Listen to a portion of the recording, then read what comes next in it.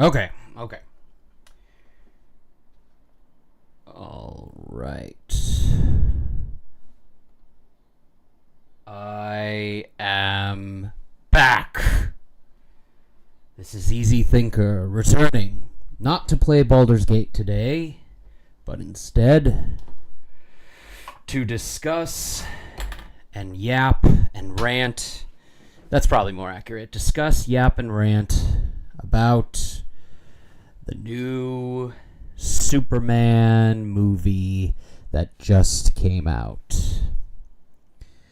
This movie was very good. Let's just start there. It was very good. And I think at this point, even if you are a Snyder movie fan, or if you just, for whatever reason, don't like Superman, don't like James Gunn, don't like this Superman movie, whatever it is, ultimately, it's not a bad movie, right? Like, I think even its biggest haters would say it's not a flop, it's not a failure, it's a good movie. But I'll go into more detail. First, let's watch the trailer. I just realized I've never actually seen the trailers. I don't really watch trailers for movies these days. Pretty much I know what movies I'm going to watch without the trailers. But let's start with this trailer. I guess this is the official trailer. I did see some teaser trailers, but let's start with this official trailer and kind of go from there. I wonder how much the trailer had. I'll show it a little louder. You'd let me interview you as Superman. Maybe.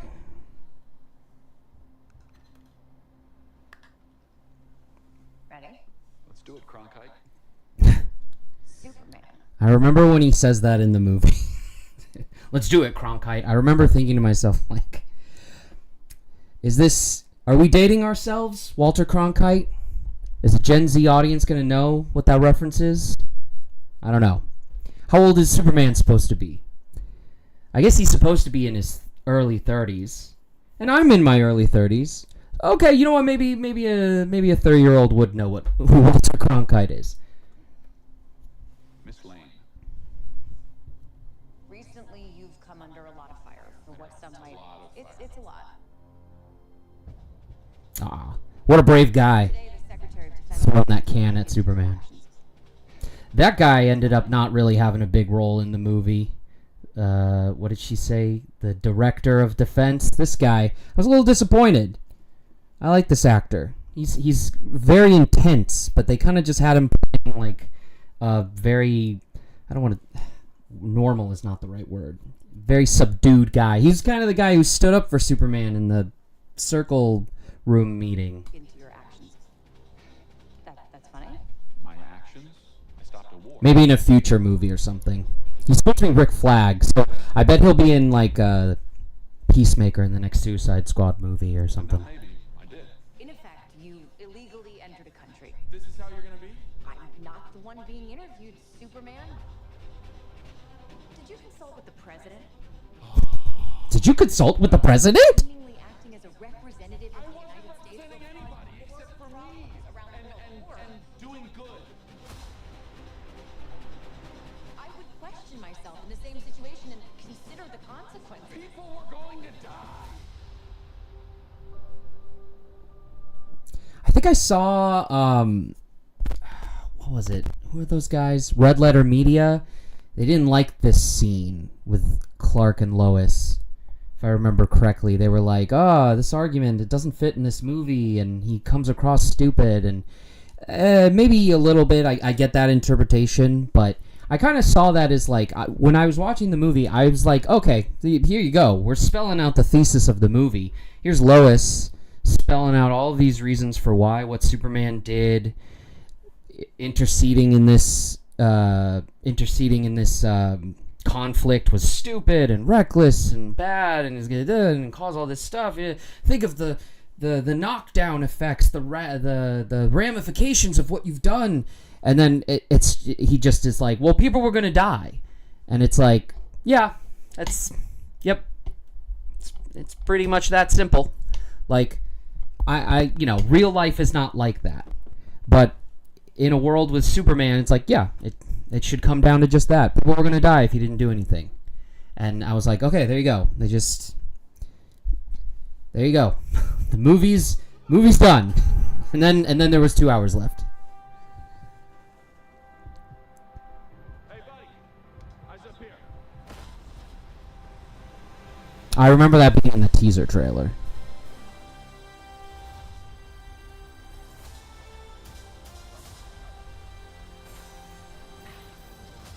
Your choices, Oh. your actions, Oh, okay. Interesting. that's what makes you who you are. Okay. All right. The trailer included Jonathan Kent's speech. Superman. He's not a man. He's not a man. He's an it. He's an it. Somehow Yeah. the focal point of the entire world's conversation. That's a very meta line. I will not accept that. I cleaned your boots. I'll go get them for you.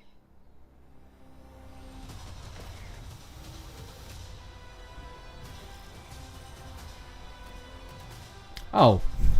I don't think that moment was in the movie. Where is it? I don't think this interaction was in the movie.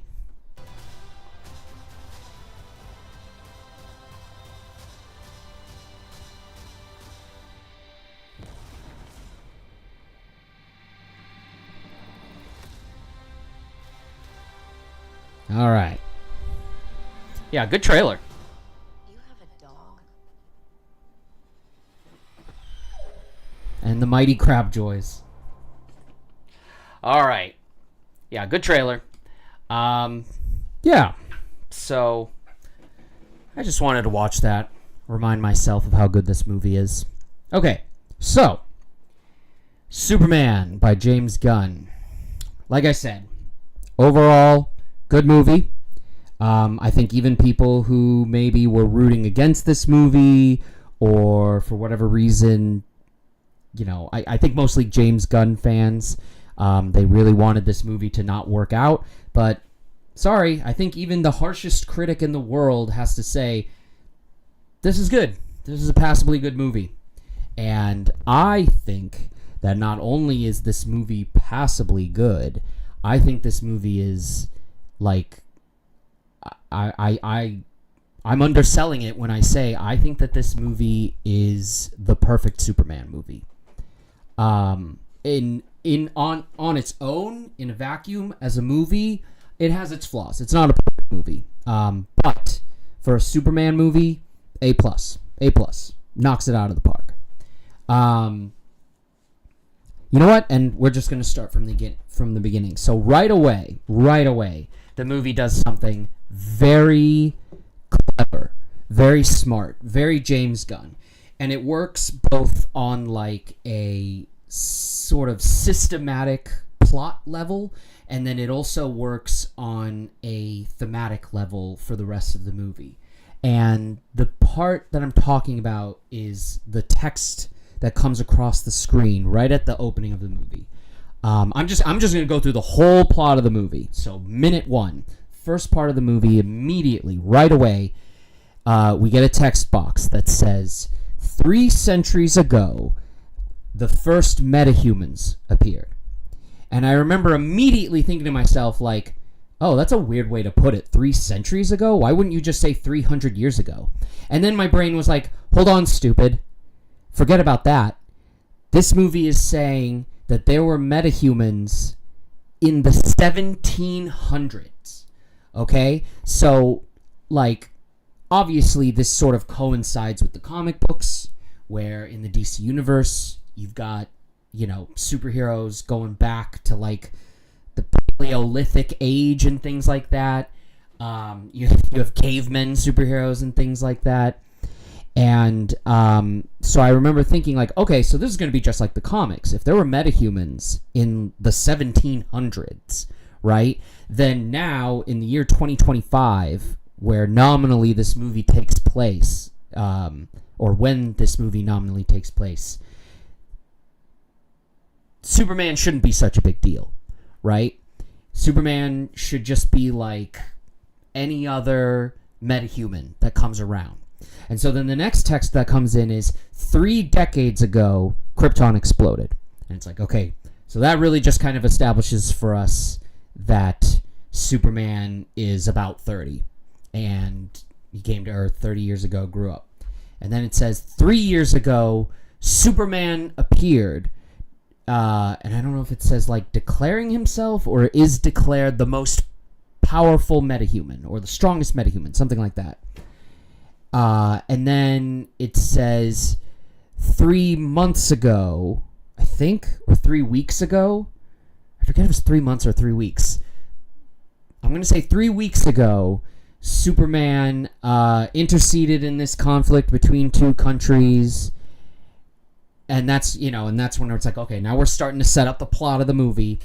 And then 3 days ago, Superman was defeated for the first time by the Fist of Barovia. And then after this text box that, like, honestly is doing a lot of heavy lifting for the world building there. And as for the thematic stuff, that I'll get into that later. But, like, right away, it's like, okay, this isn't like the Marvel Cinematic Universe where they had it like, oh, this is the regular world.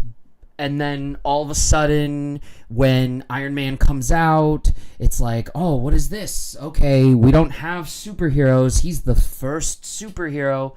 And then even later, when they have Captain America First Avenger, and Captain America is established as like sort of actually being the first superhuman in history, and he fought in World War II. They're very careful to make it like, oh, well, he fought as part of like this secret part of the military. He wasn't part of the main military, and he did top secret missions against Hydra. He didn't actually fight any Nazis, which I always thought was kind of an interesting choice. And whatever. It was like the Marvel Universe did a really specific thing where they were like, the world is normal until superhumans start appearing. But otherwise it was the same world, and even when we're 10 years into the Marvel Cinematic Universe, it's still sort of like, well, yeah, we've got superhumans and superheroes and stuff like that, but the rules are still sort of the same. The world is still sort of the same. The Avengers fight terrorists and things like that. But that's not what we're getting with this DC universe, by the Gunn DC universe. Superheroes have been a thing for a long time. Superman, yeah, okay, he's an alien. He is more powerful than the other metahumans, the most powerful metahuman. But otherwise, no one is saying that he's like a specifically unique thing. So after that text box where James Gunn shows us like, okay, this is strategic, this is thoughtful, he is showing us, he's actually not showing us, which is maybe bad storytelling, but like he is telling us this is a different world, this is the DC universe, metahumans are a thing, Superman is a thing, no one thinks that Superman is special. And almost punctuating that, the opening scene, is Superman, bam, hitting the ice, all beat up. He summons Krypto. Krypto comes, very funny, jumps on him, hurts him a little bit before dragging him to the Fortress of Solitude. And that's just, classic James Gunn style. Our opening scene, our introduction to Superman, it's not only like, oh man, he just got the crap beaten out of him, but also like Krypto has this comedic scene with him, like, okay, we're gonna get a funny James Gunn movie.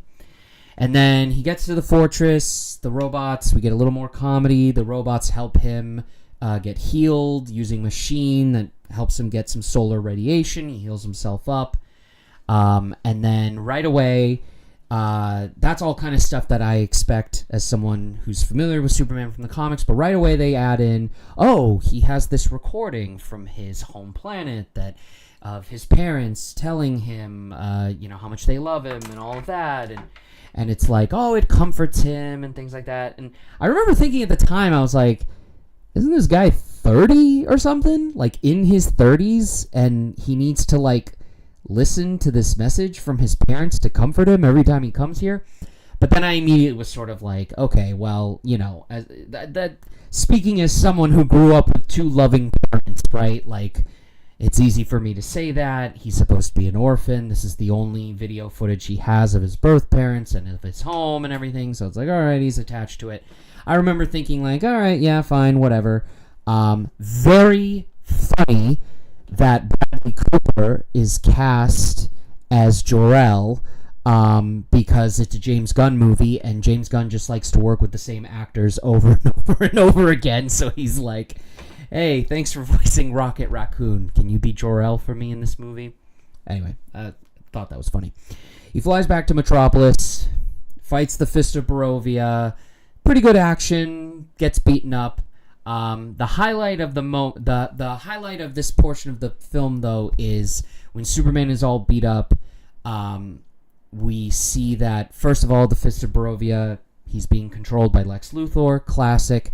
And then when Superman is injured, everyone's sort of just like staring at him in this crater that he got thrown into, until this one guy comes up and tries to help him. And he's like, oh, Superman, I love you. You saved my life. Do you know me? I'm the guy who gives you free falafel. And Superman, like, knows the guy's name, which now I feel bad because I don't remember the character's name. But Superman's like, oh, yeah, no, I remember. You got to back up. This isn't safe for you. Classic Superman stuff. But then the Fist of Barovia flies away. And it's like, all right, fight's over. Superman didn't win. And I remember immediately, I was like, okay, so this movie has opened with Superman getting the crap beaten out of him, with a text box narration telling us that he got defeated for the first time. When he has his rematch with the guy who defeated him, he loses again. And so right away, I'm like, okay, so James Gunn, he likes in his movies to have, like, everyman kind of loser characters. And I remember thinking when he was, when it was announced that he was going to make the Superman movie, I was like, well, Superman's not really an everyman character. Doesn't James Gunn do, like, lovable losers and things like that? Like, that's what made Suicide Squad so good, and Guardians, and Peacemaker. It's like, that's his bread and butter. How's that going to work for Superman?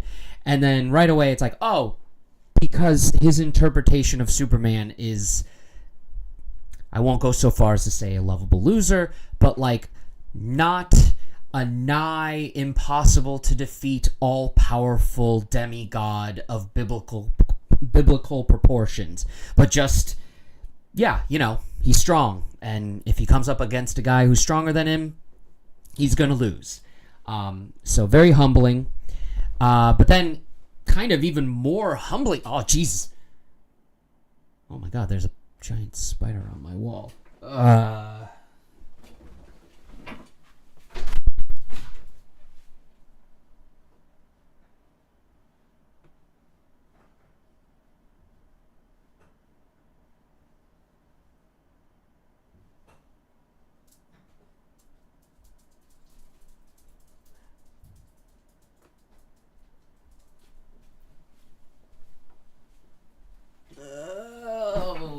The spider is gone as soon as I come back with some tissue to take care of it.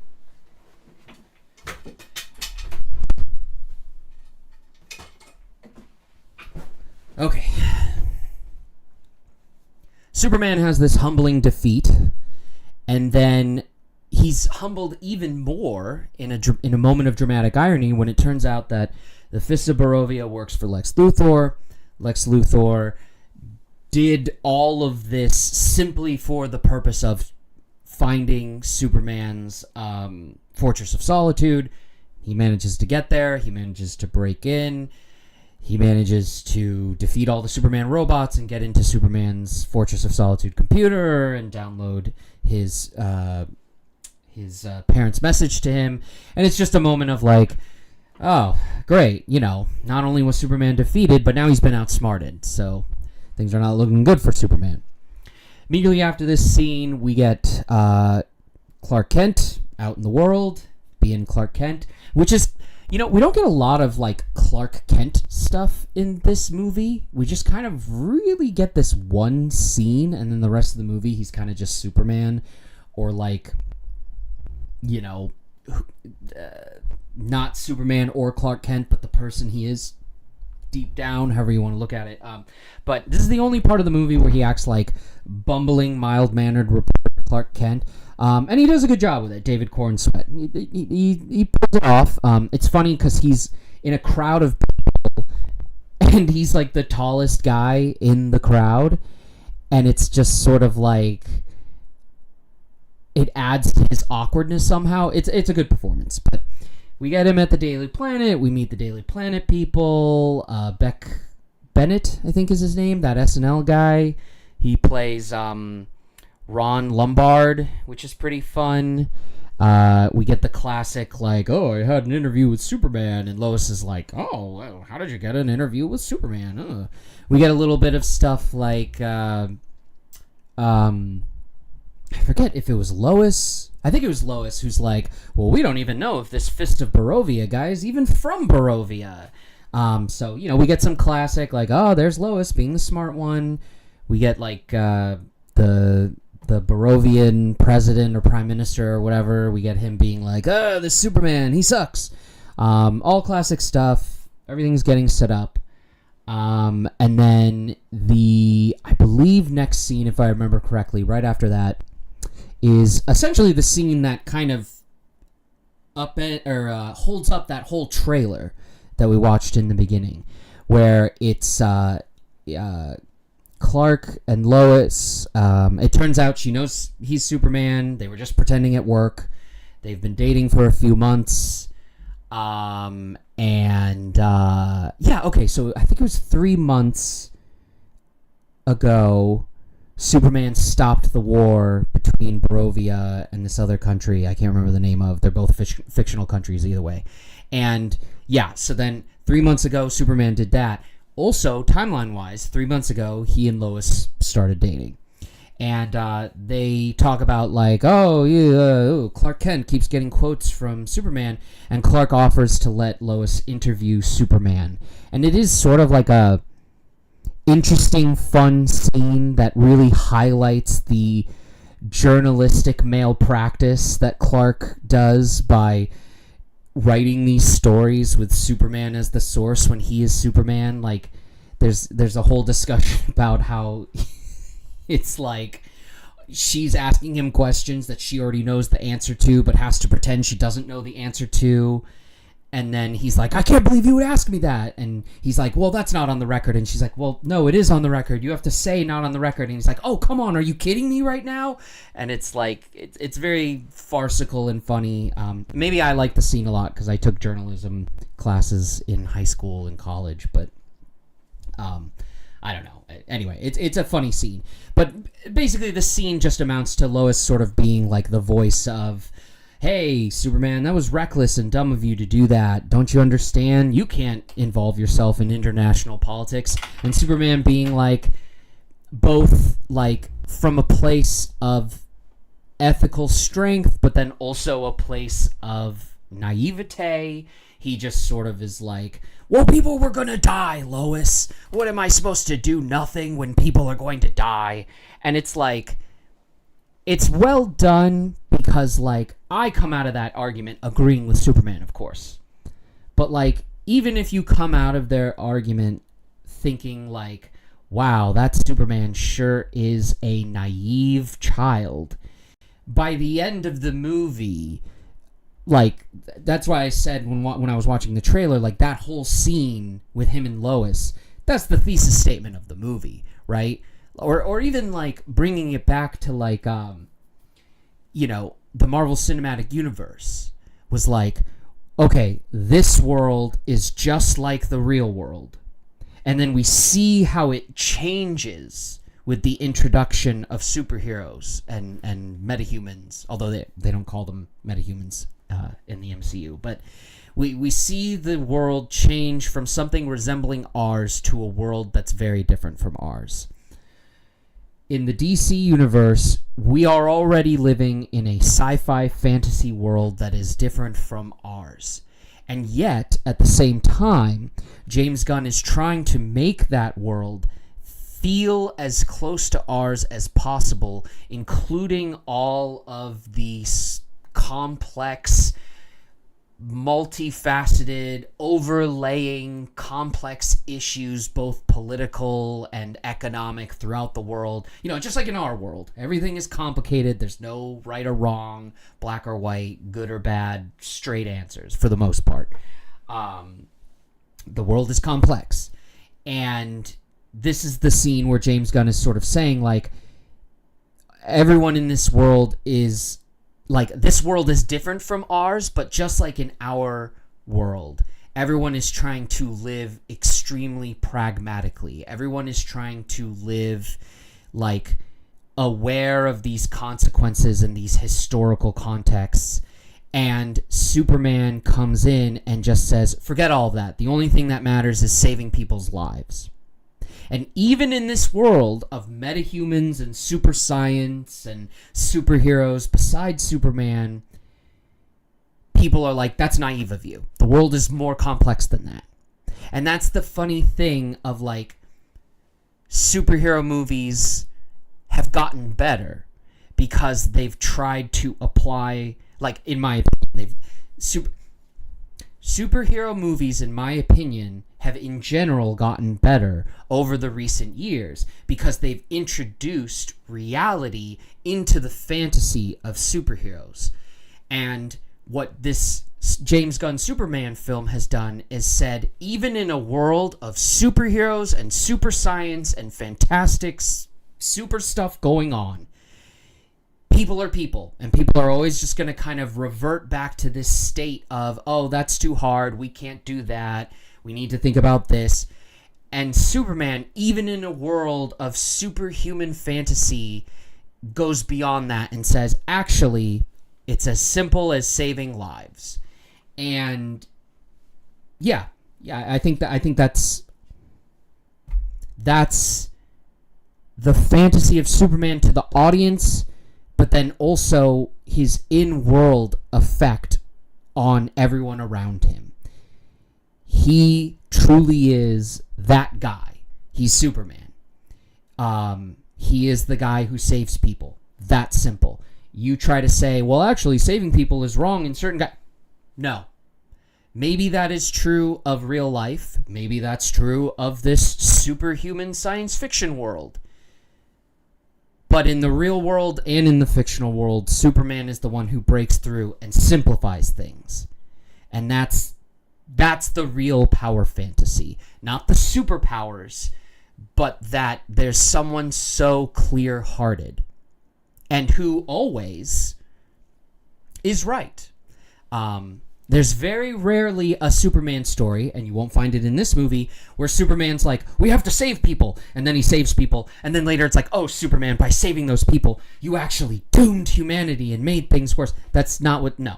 The fantasy of Superman is, what if you just had your heart in the right place, and whenever you tried to do the right thing, it always worked out. Not even necessarily in you succeed, but that it always works out, that there are never cascading unintended consequences from trying to do the right thing. So yeah, that's the wrap up of the conversation between Clark and Lois, is him being like, well, people were gonna die, I had to do it. And then there's a brief line where she's like, I told you this wasn't gonna work, and he leaves. But then she kind of looks at him like, are you serious? You just left right now? And so it's sort of one of those ambiguous breakups. Did they break up? Did they not break up? It's a bad conversation. They had a fight. Poor Lois and Clark. And then after that, Lex releases some monster. He has his goons release some monster into Metropolis. It's a little guy. But then the very next day, it grows into a gigantic monster, and we see Superman fighting it. And it's a very cool, classic Superman fighting a giant monster moment. Very well done. I mean, we have to acknowledge, like, he spends most of the fight protecting civilians, protecting the buildings. There's even a cute moment where at one point, the monster breathes fire, and obviously Superman's fine, but the building he's in front of, like, gets filled with fire, and he turns around and he looks into the building and he sees some of the civilians and he's like, "You guys okay?" And one of the ladies nods and he's like, "Okay, good." And he's like visibly relieved before he continues fighting the monster. And then that's when we're introduced to the Justice Gang, which is like classic James Gunn fashion. Like, he can't have the Suicide Squad, and there aren't like a lot of prominent goofy superhero teams that would reasonably like fit into this movie. So he's like, I'm just gonna make up my own. I'm gonna set up a future Justice League movie, but they can't be the Justice League yet, especially because I want these guys to kind of be goobers. So they're the Justice Gang, which is like, I hated the name, but I guess that's kind of the point, because it turns out they were named by Guy Gardner, who's a huge tool bag, like canonically in the comics and the movie. But whatever, the Justice Gang appears, and right away, like, it's like they're trying to get the monster, they're trying to kill the monster, and they're like putting civilians in danger. And that was like kind of the key thing for me, was like, they're trying to help Superman take down the monster. They're actually kind of being a little bit more effective than Superman, but in the process, they keep endangering civilians that Superman has to save. And then there's a moment where Mr. Terrific is with him, and he's like, hey, what's the deal? What's going on? And Superman's like, well, I'm trying to figure out a way to defeat this monster and protect the civilians without killing the monster. And you see Mr. Terrific just turn to him and go, dude. Because it's like, the Justice Gang does not care about sparing this monster. And I will say, I will devil's advocate for a moment, it is a touch silly that Superman is concerned about saving the monster. Now, this is a little bit saved by the fact that later on in the movie, the Justice Gang kills the monster. I think Mr. Terrific kills the monster. The monster falls, dies, and Superman does have a line where he was like, I was hoping we could save it to study it, and if we couldn't figure out a way to stop it, I was hoping we could at least painlessly euthanize it. And it's like, okay, all right, Superman's not so pacifist that he thinks he has to save a giant kaiju monster from dying. He's just like, do we have to make our first choice killing the monster? And I actually think it's pretty interesting. Like, if you... I want to dive into this for a second, because it's like, obviously this speaks to like, oh, Superman's such a good guy. He doesn't even want to kill the monsters that he's fighting. He's such a good guy. What a soft-hearted superhero Superman is. I get it. And then the Justice Gang, like, they don't come across as like shady or bad or anything like that, but certainly the Justice Gang kind of comes across like callous, like maybe like a little bit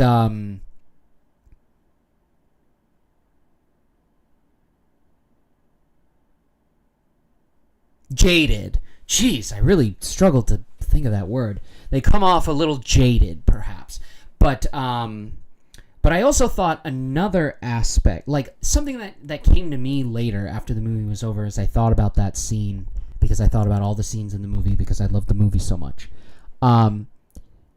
That's like, that scene is like, it speaks to Superman's empathy and compassion, but it also kind of speaks to like, there's this great line from One Piece by Ichiro Oda, where Trafalgar Law says to Tashigi, this Marine, who is humiliated by the fact that he managed to defeat her without killing her, and she's like, you've wounded my pride, why won't you just kill me? And he says, choosing how you live and die is the privilege of the strong. And I remember thinking that was such a line, and later it turns out that he actually learned that line from Don Quixote do Flamingo, who's like a super evil bad guy. And it's so miserably true. Choosing how you live and die is a privilege of the strong. There is no superhero stronger than Superman. So he's fighting this monster. He's winning. He's not like losing or anything. But he is having trouble defeating the monster, primarily because he has to focus on protecting civilians, protecting buildings, preventing the monster from causing any casualties or calamity or collateral damage, at least none more than is unavoidable. And then it's like he's telling the Justice Gang, like, hey guys, let's figure out a way to stop this thing without killing it. And you just know, like, Mr. Terrific, he doesn't have classic superpowers. He's just really smart. Guy Gardner, Green Lanterns are pretty powerful. Hawkgirl, her weapons are pretty powerful. But, like, none of them are as powerful as Superman. So it's like when he tells Mr. Terrific, like, we have to find a way to stop it without killing it. You know Mr. Terrific was like, dude, like, we could actually die out here. Like, that could happen. Like, we're professional superheroes. We know what we're doing. But we could make a mistake and die. We need to kill this monster before it kills us. You're over here with the kids' gloves on, trying to figure out a way. Dude. Like, I really felt for Mr. Terrific there. Especially because later, Mr. Terrific, like, he's only second to Superman in this movie. He's the most heroic character in this movie. And he's a normal guy, except for his intelligence and his T-spheres.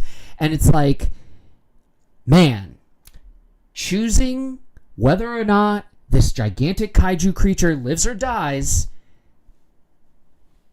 that's a privilege of the strong, man. The rest of us here, we're going to try and kill this thing because that's the best way to handle this situation. Anyway, it's an interesting scene. It's a good juxtaposition.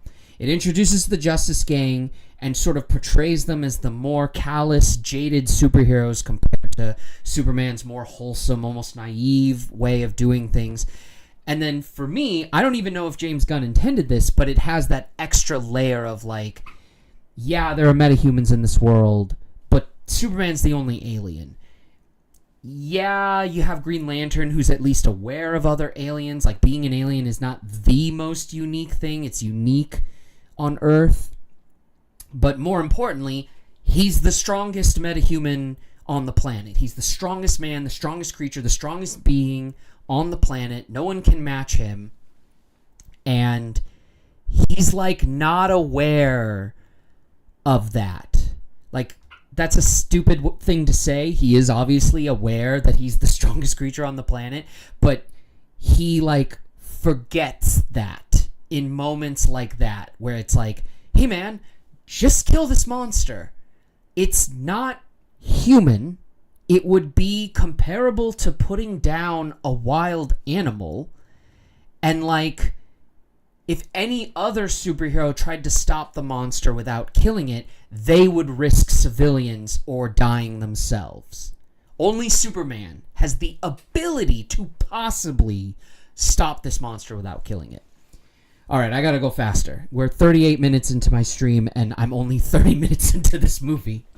All right, so monster stopped. Superman has a discussion with the superheroes, and then it's revealed to the world by Lex Luthor. He took that video of Superman's parents, and he's translated the video. He was able to recover the missing portion. I don't know. I don't think I mentioned that, but the video that Superman always watches whenever he's harmed, that comforts him, according to the robots. That's a message from his parents, but it's only half of the message.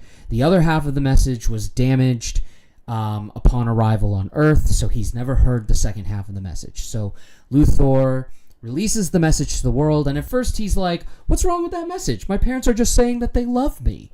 And then the second half of the message reveals that actually his parents sent him to Earth not just because they wanted him to be safe, not just because he would get powers that they thought would help him save people, but because with the powers, he would be able to conquer the planet Earth and force as many human women to mate with him to restore Krypton. So Superman was sent to Earth to be a conqueror, and he was sent to basically turn Earth into a breeding camp for new Krypton. And upon this reveal, it's very heartbreaking for Superman. It's very demoralizing for the public. We get kind of like montages of people yelling at him, that guy throwing a can at him, with Superman being upset. We see a lot of other people's reactions. It's kind of, I was about to say the low point of the movie, but that's actually not true, because there's another low point in the movie. But it's the moment in the movie where things start to really change. It's where Superman is challenged in a way that he's never been challenged before. It's where Lex Luthor's plan is all coming together. He gets permission from the Department of Defense. Oh yeah, because there was a scene where Lex is trying to convince the Department of Defense to let him kill Superman. They're like, no, not that we're against it per se, but he's too popular. We can't take the blowback. And then after this comes out, Lex is authorized to kill Superman. So, after the montage, Superman goes home, and Lois is there, and they have a conversation, and it's actually really, it's a really good conversation. Now, James Gunn makes this very interesting choice, where in the background of this whole scene, the Justice Gang is in the middle of fighting another giant kaiju monster. Superman says it's a dimensional imp, which is funny. I think that's supposed to be like a reference to the Superman villain, Mr. Mxyzptlk. But it's just like a random big glowy purple green monster. And there's even a moment where Lois is like, "Oh, do you need to help with that?" And Superman's like, "No, the Justice Gang has got it. They don't need my help with this one. It's just a dimensional imp." So it's like a little bit of a weird choice that they have this like emotional conversation with that in the background. But I sort of take that like, so, and this is me maybe reading too much into the movie. Like maybe I like James Gunn a little too much. But my interpretation of that scene was like, was sort of like another reminder that like Superman is not the only superhero in this world, right? Like he can confidently allow the Justice Gang to handle this threat because he knows that they'll be able to handle it. Superman doesn't need to handle everything. It honestly kind of felt like it was a good grounding moment for Superman, because the whole thing with Superman, right, is like he's such a good person. It's unbelievable. He's such a good person. He wants to help people, and that's all he wants to do. But then, like, it's a moment where being Superman is sort of treated like a day job, where it's finally a moment where he's just sort of like, I'm clocked out, man. I don't need to do this. I'm off duty right now. I want to calm down and have this conversation with you, Lois. So he and Lois have a very good scene, and it's a good scene. It kind of like in their first scene together, before they have the tense interview, they like make out, and ooh, you're reminded of how attractive these actors are and everything.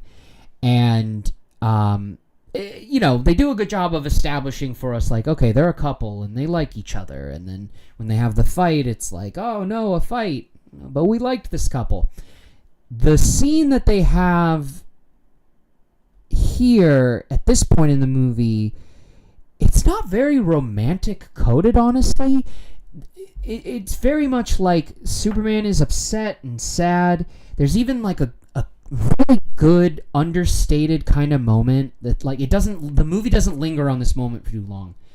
The movie doesn't linger too long on this moment where Superman tells Lois, I never knew about the second part of the message. You have to believe me. And she goes, I know. I never believed for a moment that you were here to do any of that stuff.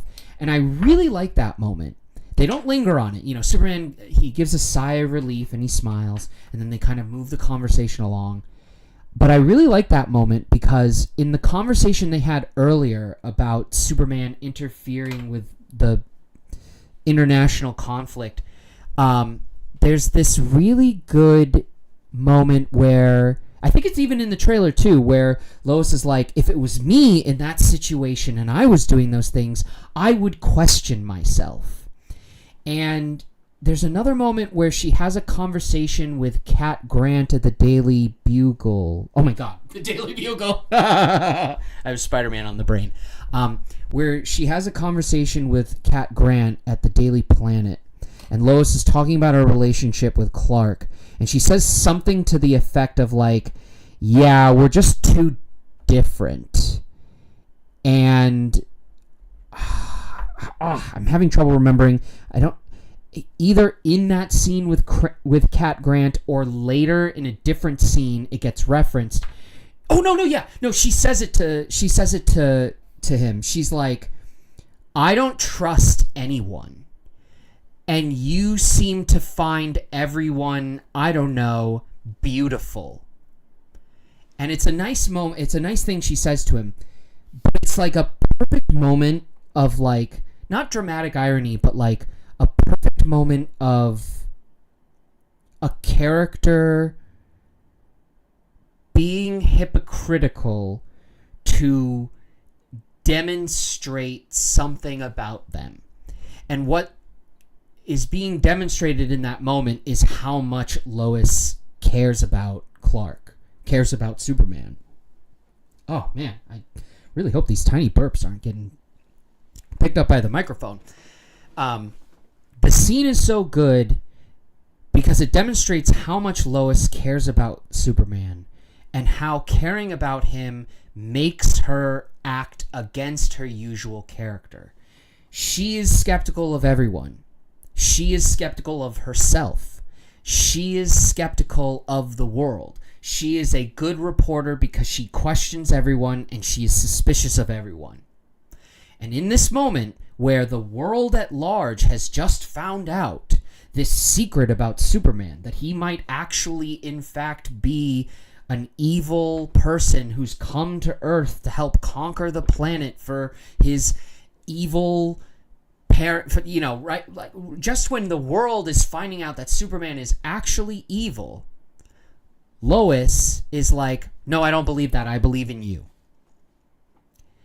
And it shows that for all of her skepticism, for all of the skepticism she illustrated for him in their interview in the earlier scene together, in her heart of hearts, of course she trusts him, and of course she knows his heart is in the right place. And it, if anything, kind of makes Superman... This is the moment in the movie where you're really like, man, Superman really is kind of immature and naive, because it's like, clearly Lois cares about him. Clearly Lois believes in him. Clearly Lois thinks that he is the savior that he demonstrates himself to be. But in that interview scene, he's like, Lois, do you actually think that about me? Do you actually think I might do something like that? Really, Lois? You're asking me this question? And it's like, bro, she's not asking you these questions because she thinks these things about you. She's asking you these questions because that's what other people are thinking about you. But then when the rest of the world is thinking, oh, Superman's evil, she's like, nope, he's not. I know him, and I believe in him. He's a good person. Anyway, so that's a good Lois scene, and it's not punctuated by a kiss. It's punctuated by her giving him a comforting hug. And so it's an interesting moment in the movie where, in the beginning of the movie, Lois is kind of poking holes in Superman's confidence in whether or not he did the right thing. And now in this moment in the movie, she's building his confidence back up, where, you know, he's lost this thing that meant so much to him that makes him question who he is. And she's there to remind him, you are exactly who you say you are, period. And so, good scene.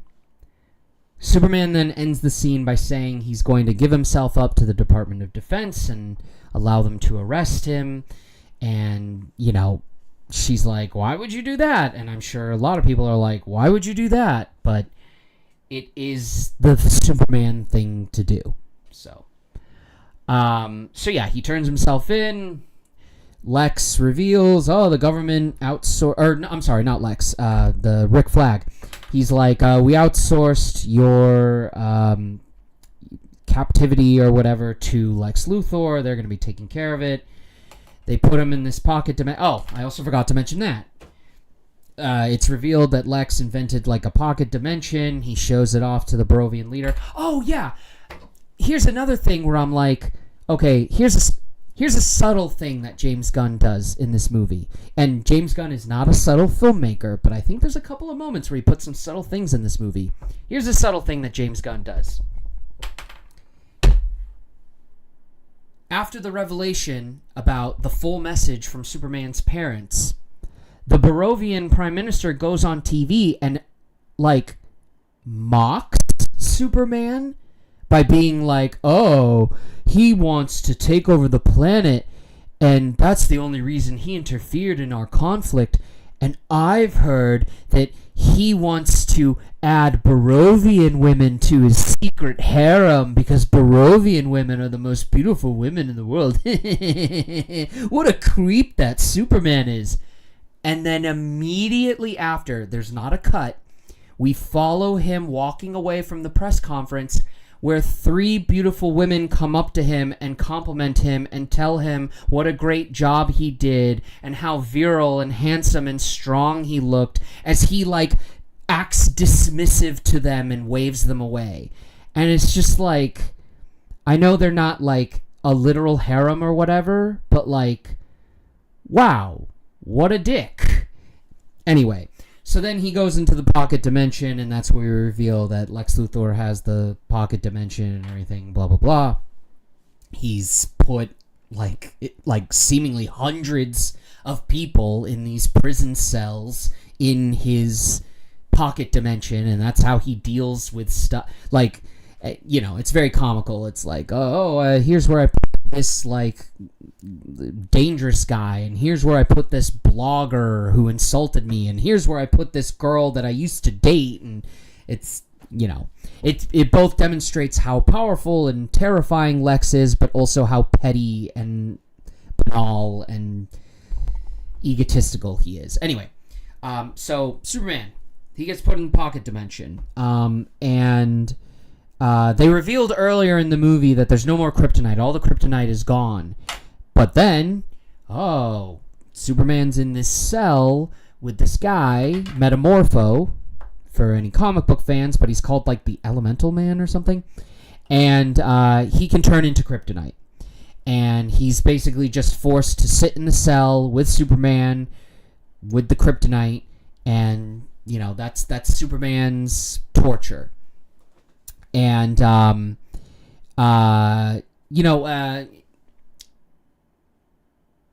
so with the Metamorpho guy, so this isn't chronologically with the movie, but I'll stick with this. So, like, Superman's in this pocket dimension, and Metamorpho is in his cell with him with the kryptonite, and it's explained that the reason Metamorpho is doing this is that Lex has kidnapped his son, and literally their cell is like across in this pocket dimension, is across from Metamorpho and Superman. And there's, like, a goon who's holding Metamorpho's child and is like, yeah, you better do what Mr. Luthor says or your little kid will get it. And Superman tries to talk to him, and he's like, shut up, don't talk to me. And then later, Lex arrives, and he's like, well, I want to kill you, but the government actually wants me to interrogate you first and get some answers from you. And so that's what I'm going to do here. And Lex has the falafel guy. Again, I feel very bad. I don't remember his name. Superman remembered his name. But he gets the falafel guy who helped Superman out of the crater earlier in the movie. And Lex has that guy. And he's like, I'm going to play Russian roulette with this guy. And every time you don't answer one of my questions, Superman, I'm going to take a shot at him. and that's the interrogation method. And I guess it's like a bit of black comedy, because like Lex first, I think he just asks him something like, "What's your plans for Earth?" And of course, you know, he's like, "I don't have any plans, Lex. You know that. I'm just trying to help." And he click. Okay, first shot. He cocks the gun again, and he goes, "When you came to Earth 30 years ago, where did you land? Who raised you?" And Superman's like, "I can't tell you that, Lex." And then, BAM! Turns out the bullet was in the second chamber. So he just immediately kills the guy.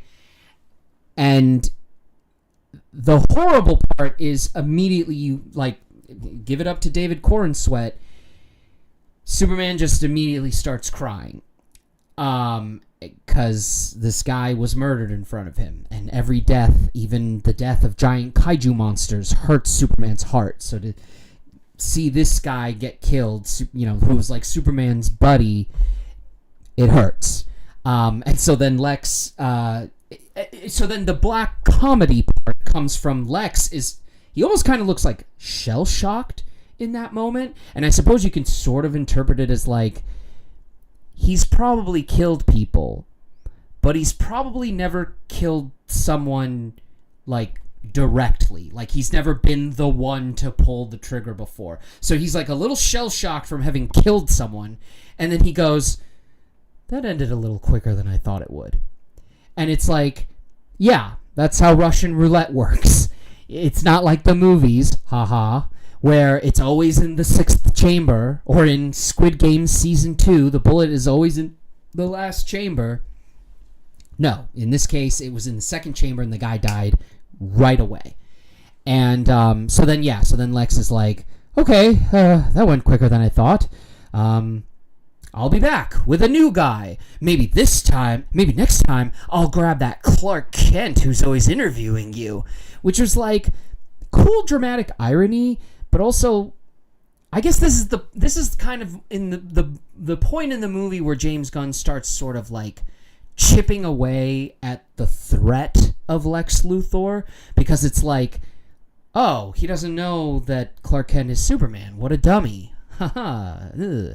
But again, any sort of like victory in that moment is cut by the fact that Superman is like weeping over this man who just died in front of him. And then they do kind of an interesting cut where the shot starts on Superman's face, and we think he's still crying, but then he kind of moves his head, and you realize, oh, Superman's not crying. And the camera pans up, and it's Metamorpho who's crying. And Metamorpho is like, "Oh my God, he killed that guy. He just shot him right in front of us. Oh God."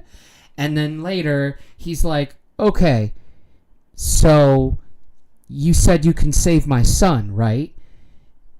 And, you know, Superman's like, "Yeah, I could save your son." And he turns his kryptonite hand back into a regular hand, but then Superman's like, he can't get up. And he's like, "Why do you still look all weird? Why can't you get up? What's going on?" And Superman's like, "I need an extra moment. I need a little help. I think it's because there's no sun. There's no yellow sun here." And Metamorpho's like, "I think I can make a yellow sun. Hold on." And he starts making sun. And it's actually pretty funny, because then, like, they're in these cells, and they have these two other cellmates on each side of them, and both of the cellmates are like, "What are you doing? You're going to screw this up for us. Don't screw this up for us. Guards, come quick. You have to look, guards." And as they're like trying to get the guards' attention, Metamorpho's fake sun that he makes in his hands explodes in a giant burst of light that fills the entire like room, the entire chasm that they're in. And it's just like, yeah, the guards don't need you to tell them that something's going on. Anyway, so then Superman is restored seemingly to full strength, flies across, rescues Metamorpho's kid. Soon after that, they're rescuing Krypto, because Krypto got captured by Lex Luthor too. I forgot to mention that. He got put in the pocket dimension. And then And then, yeah, okay. So Superman is free, but he's still in this pocket dimension. So here's where, okay, so now all of that didn't happen sequentially in the movie. Because meanwhile, when Superman's in the pocket dimension, Lois is trying to figure out, like, okay, where is Superman? Where's the Department of Defense keeping him? I gotta try and reach out to my government contacts. There's gotta be a way to figure it out.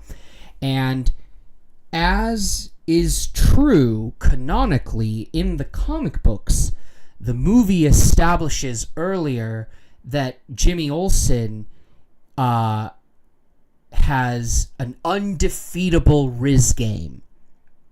And basically all women, except for seemingly Lois and maybe Cat Grant, all want to get a piece of that Jimmy Olsen thing. And so Jimmy, hearing Lois being like, I have to figure out where the governor's getting... Jimmy scrolls through his phone to a contact that he named Mutant Toes, texts this contact, and then immediately goes up to Lois, gets a response, immediately goes up to Lois and goes, Superman's in a pocket dimension. And she's like, how did you know that? And he's like, don't ask me how. You owe me the biggest favor, but he's in a pocket dimension. And she's like, okay, yeah, all right, thank you.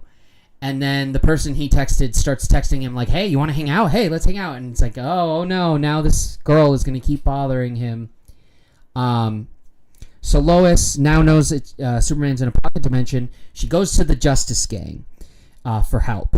And they're basically kind of like, yeah, we're not going to help. It's not our job. And, we're jaded. We obey the rules, blah, blah, blah. There's a nice little funny part where she's like, oh my god, you guys know his secret identity? That's crazy. Clark just trusts anyone. And Guy Gardner's like, oh, he has hypno glasses. That's why you can't tell him apart when he's Superman, whatever. But anyway, so they're like, yeah, we can't help. You get out of here, Lois. We're not going to help you. So she leaves. But then as she's leaving, Mr. Terrific is like, okay, yeah, maybe I'll help you. And it's sort of like, I don't know if this is true of him in the comics, but he tries to do this thing where he's like, I don't care about emotions. You can't appeal to me through emotion. I'm just going to help you out of logic because I'm Mr. Terrific and I only operate on logic and calculations. But of course, it's, classic Tin Man has a heart of gold. He brings Lois to the place where the pocket dimension portal thing is. There's a very well done kind of action scene. Kind of reminds me of the action scene in Guardians of the Galaxy 2 with Yondu's. I forget what that thing. The thing where he whistles and it flies through the air. That's sort of like Mr. Terrific's T-spheres. He creates a force field around Lois. So we get like a pretty cool, like it's from Lois's perspective as she watches all of the Luthor Corp goons get beaten up by Mr. Terrific and his T-spheres. It's, I think, funnily enough, might be one of like the best action scenes in the movie, and it doesn't involve Superman at all. But they get to they get to the dimensional portal. They go in. Mr. Terrific sends his T-spheres in to look for Superman, and he finds them. He finds Crypto when they're trying to, there is a moment where Superman almost gets sucked into a black hole while he's holding the baby and Metamorpho, and it's up to Crypto to pull them out of this like river of black hole matter. I'm just realizing I wasn't questioning any of that, and now that I'm thinking back at it, what the hell was that stuff? That's not how black holes work. But I suppose they were in a pocket dimension that was, whatever, super science stuff. They almost fall into a black hole, but they get rescued by Crypto. And after they get rescued by Crypto, Mr. Terrific comes in he helps guide them to the portal. They get out. It all worked out. Everyone is safe. They got out of the portal. Superman is still injured, though. And there's actually a pretty interesting shot that I remember thinking almost felt out of place in the movie, but I liked it, where Lois is helping Superman get onto Mr. Terrific's T-ship, I think is what he called it, his spaceship. And she looks back, and at the same time, Metamorpho is walking away with his baby into the shadows. And I guess, I don't know, it's such an interesting shot in the movie. But I don't know how to read it, really. I guess the point of that shot is like Lois once again being amazed by Superman, because like even when he turned himself in to the government and then was put in a pocket dimension by Luthor and tortured with kryptonite, he still not only saved someone along with himself and his dog, but he also, like, well, because I guess Lois doesn't know that context, but, like, he saved the guy who almost killed him. And I wonder if there's also supposed to be sort of, like, a paralleling going on, where it's like, she cares for Superman and is helping him leave. Metamorpho cares about his son and is helping him leave. I don't know, it was just a moment. I guess I also kind of forgot, like, part of the reason, I guess it wasn't, like, totally just Superman being like, I want to do the right thing. He thought that Lex and or the government had crypto. So that's part of the reason why he turned himself in. He was like, I don't know where the dog is. I think they have him. So I have to turn myself in to try and find him. So you know what? I'll take back a little bit of my, I don't know if I was criticizing him, but I was like, oh, come on, Superman. Really? You're just going to turn yourself into the government? You can't be that good of a guy. He did it to save the dog. I kind of forgot about that. But anyway, so Lois saves Superman. She brings him to the T-sphere, or the T-ship. She brings him to the T-ship. They fly over to Kansas, to Clark's parents. And you know, they bring him into the house, and they're like, is he okay? And she's like, yeah, he's fine. He just needs to rest. Oh, right. There's he has a poster on his wall of this band, and they had a conversation about that. There was a little cute moment there, too. And then, yeah, and you know, she's looking around his room. It's just a reminder, like, oh, he's just a regular guy. He's not just Superman. Okay, and so then Superman is back home. He rests at home. We cut to Lex Luthor. Uh-oh, Superman's escaped. And he's like, all right, we have to find a way to draw Superman back. Let's exacerbate the portal problem, because Mr. Terrific didn't go with Lois because he's like, I gotta make sure that this portal doesn't become a black hole. And Lex Luthor is like, hey, you know what? Let's turn that into a black hole, and that will force Superman to come out of hiding so we can finish him off and kill him. And it's like, there's even one of his henchmen is like, we can't open a black hole. What are you talking about, man? But Lex does it anyway. And then, oh no, the city is being destroyed.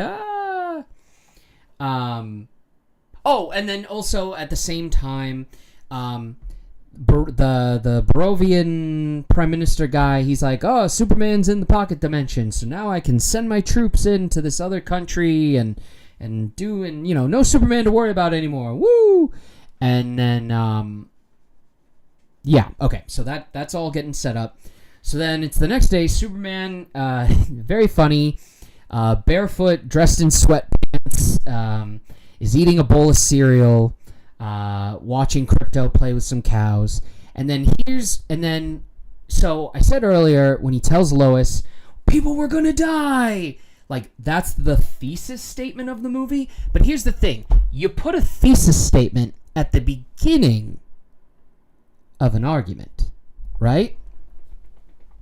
But you make your strongest argument to support your thesis statement in the middle. And it's not the 60-minute mark. I think the 60-minute mark might have been the moment when Lex shoots that guy in front of Superman. Or when he goes into the pocket dimension. But so it's not the 60-minute mark. But past the 60-minute mark, as we're hitting the rising action, before the climax, you know, the movie gets to be a super CGI action-filled thing. We get the sort of main point of the movie, where Jonathan Kent comes up to his son. Oh, and by the way, real quick, before we talk about the scene, Jonathan and Martha Kent. Okay, so we have this thing that's happening in superhero media where parental characters are getting younger and younger. We all know the joke, the meme of Marissa Tomei as Aunt May in the Tom Holland Spider-Man movies. Aunt May is not supposed to be that physically attractive. Marissa Tomei is a woman who just gets hotter every year that she ages. Nope. Right? Right? We all agree on that. And so these parental figure, I mean, or even in the Man of Steel, in the Zack Snyder Superman movie. Oh my God, what is that actress? Sally Field. Sally Field plays Martha Kent. And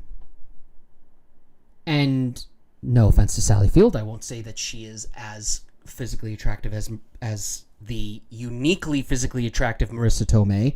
However, Sally Field is not that old, and she doesn't play. It was Sally Field, right? Am I crazy? It was Sally Field, right?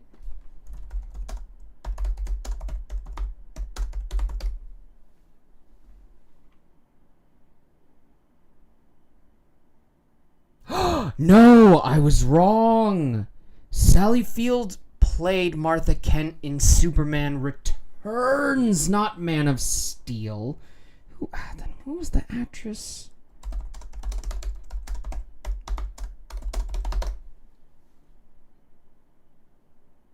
Diane Lane. Well, that makes it even worse, because in my opinion, Diane Lane is hotter than Sally Field.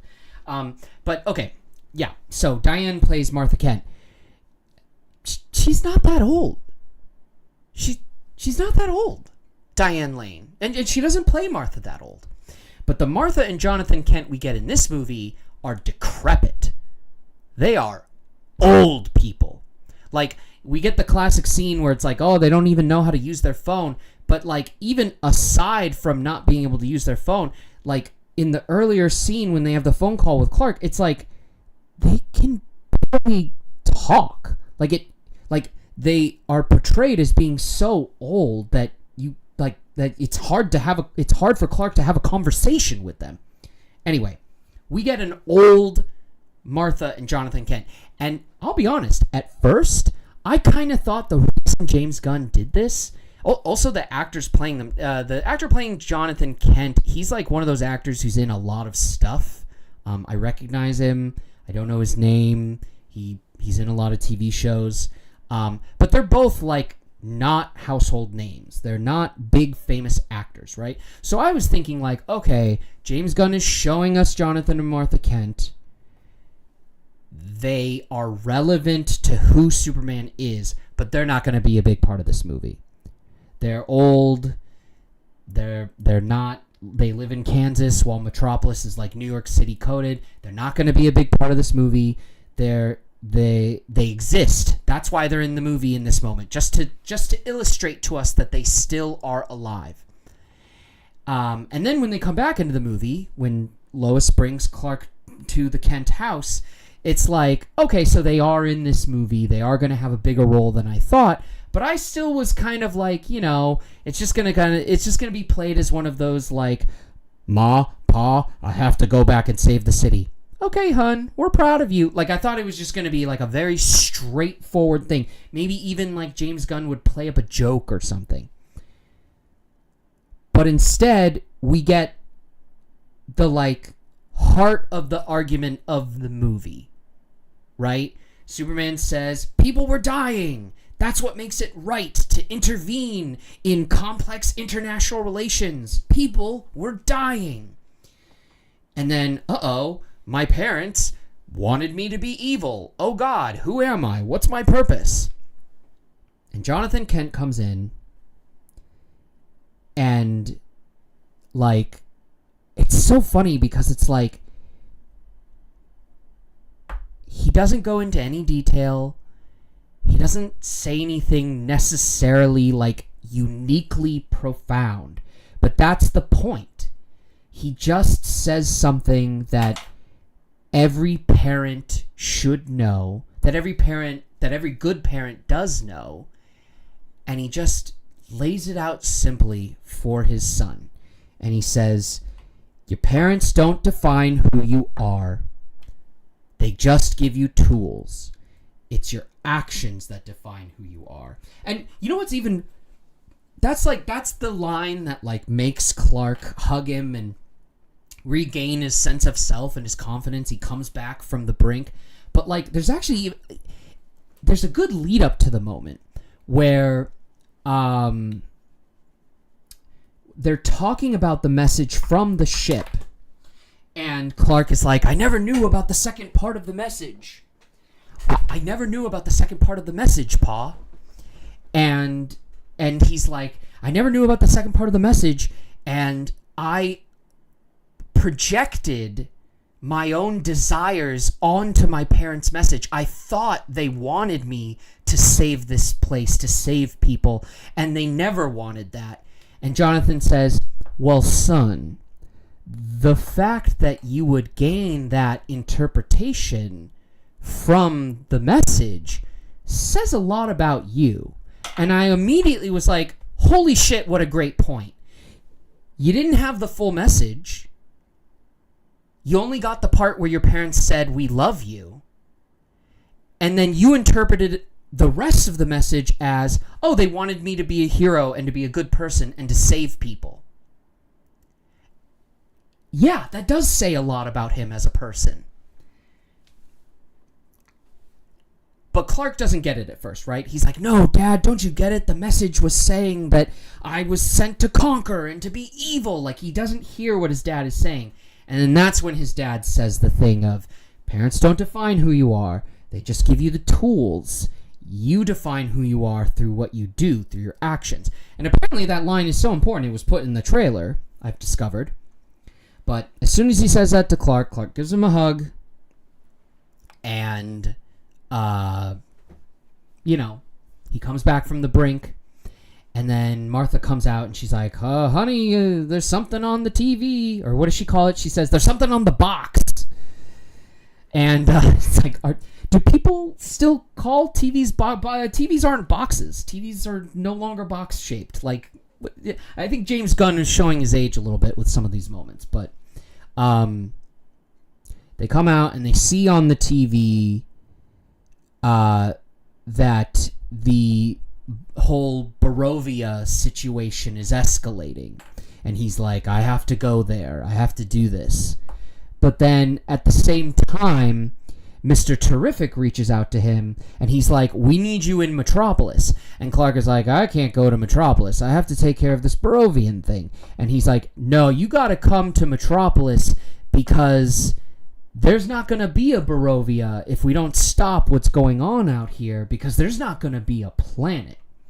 And it's a tense thing where it's like the movie is like, oh no, Superman's going to have to choose. But I already knew what was going to happen because the movie seeds what's going to happen through... You know what? I'm going to take a moment. Isabella Merced or Merced? Is that her name?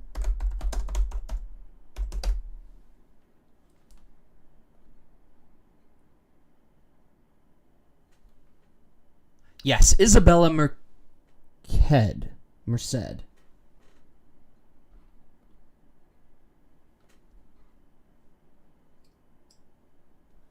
Okay, I don't know how to pronounce it. I'm going to guess it's Merced. Isabella Merced.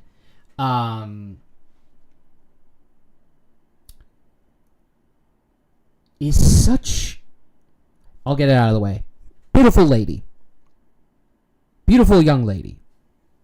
More importantly, very good face actor. Now, she plays Hawkgirl, and in the earlier parts of the movie, obviously in the action scenes, like, we just hear a lot of like Hawk screaming. Oh god, I hope that sounded good on the mic. That's obviously not her.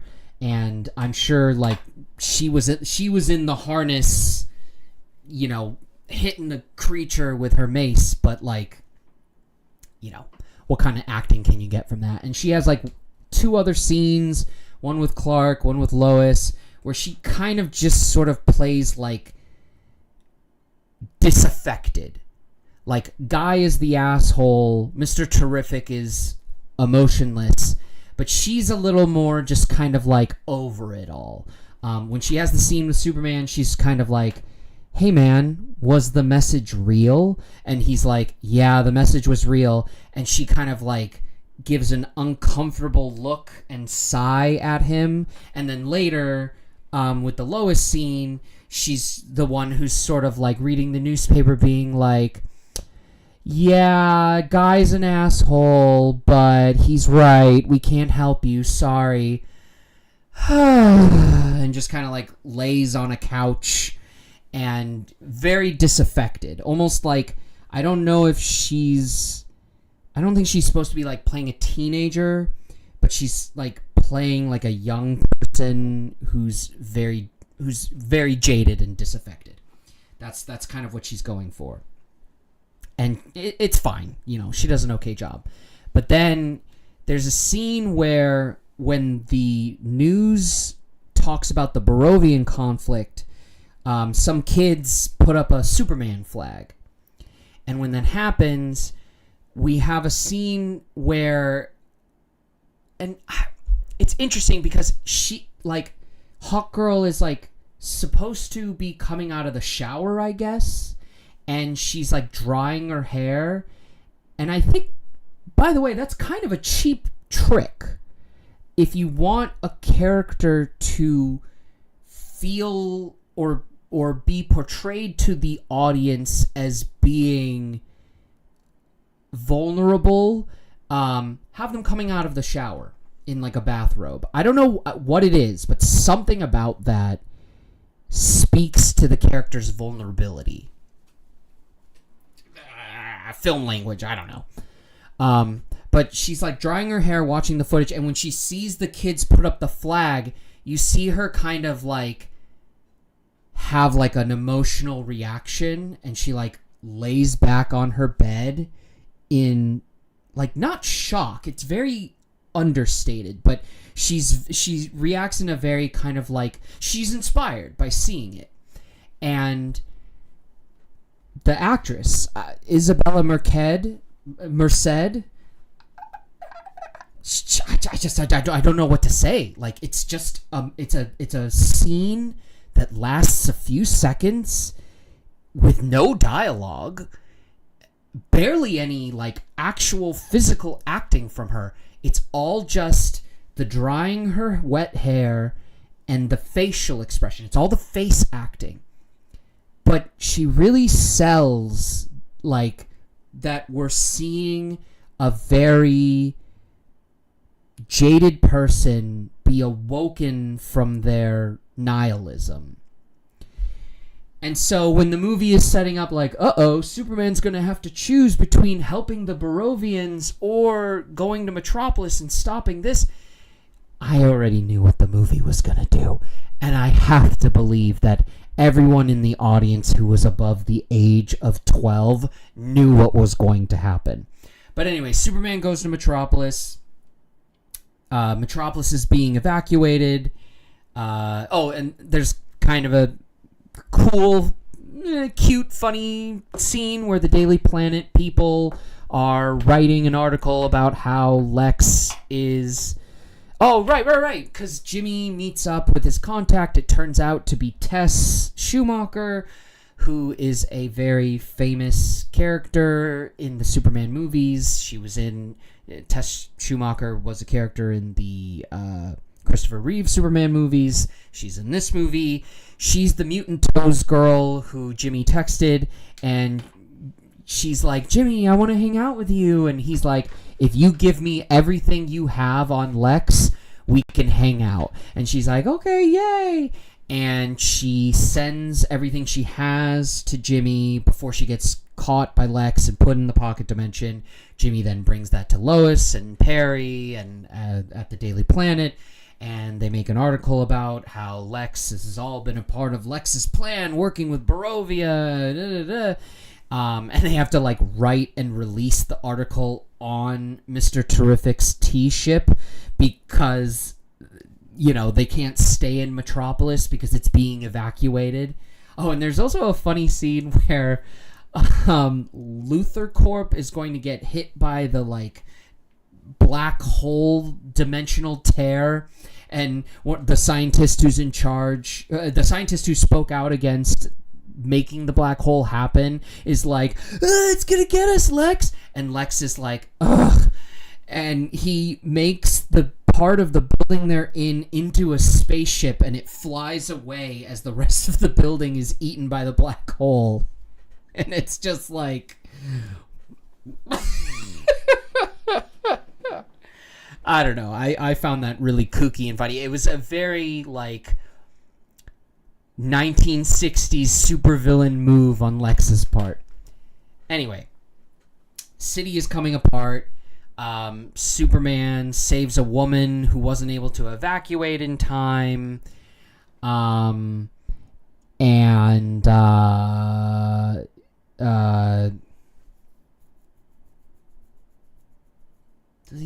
Is there... Nope, I think that's it. He saves that woman, and then he and Mr. Terrific are like, we have to find Lex to reverse this. And then right as they're like having that discussion, they're attacked by Lex's two main goons, the ones who helped Lex break into the Fortress of Solitude at the beginning of the movie, the Mechanic and Ultraman.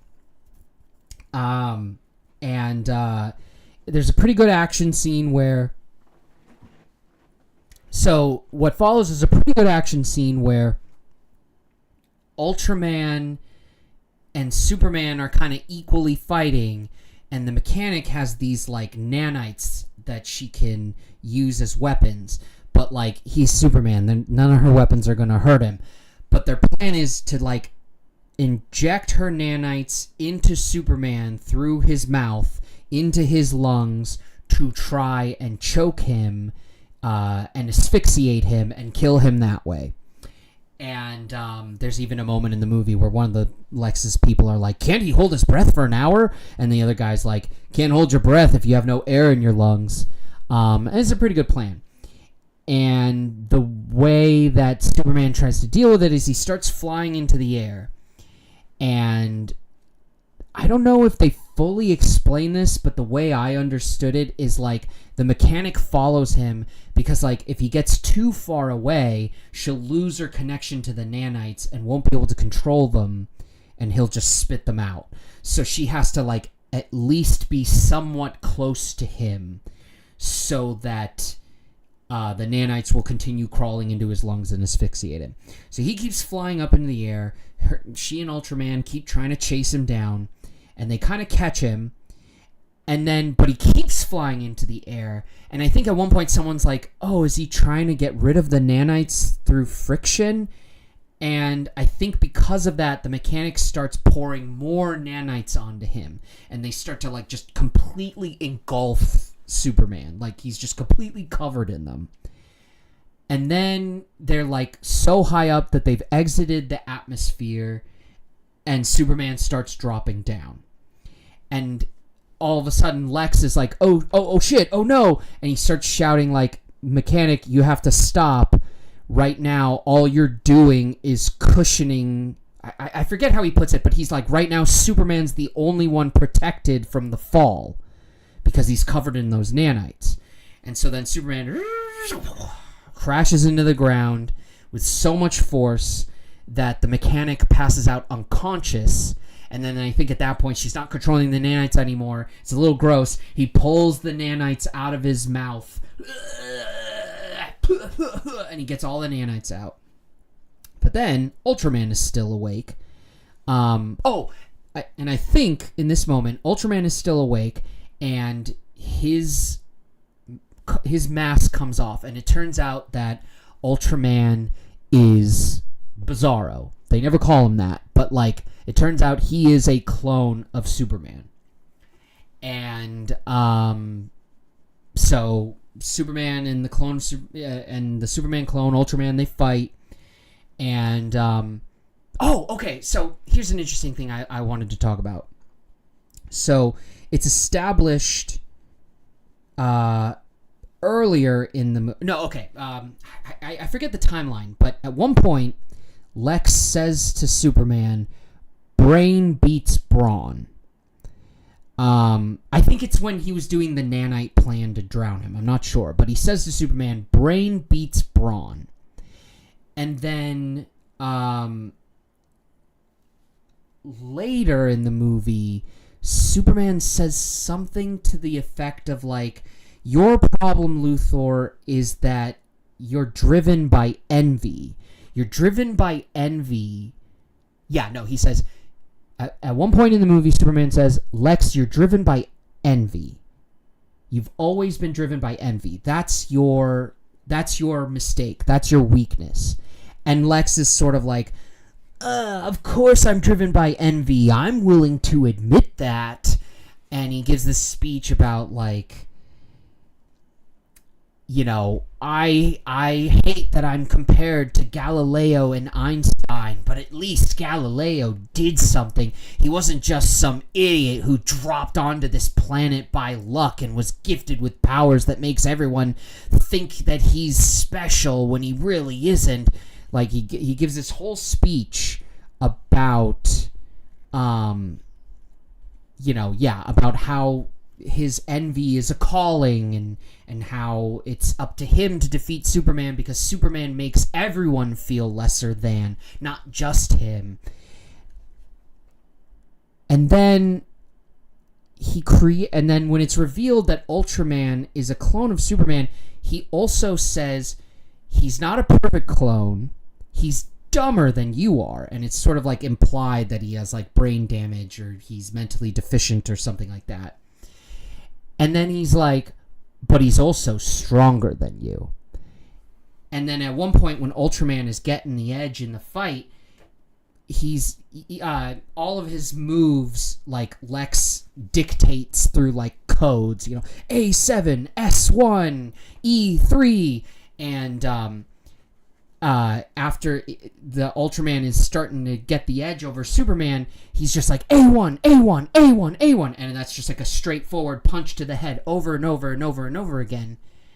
And it's an interesting thing where it's like he's envious of Superman, and he posits that envy, and then he also says like brain beats brawn, and he sort of like posits that like the source of his envy in regards to Superman is that he takes such pride, Lex takes such pride in his intelligence, but Superman is outshining him even though he's not as intelligent.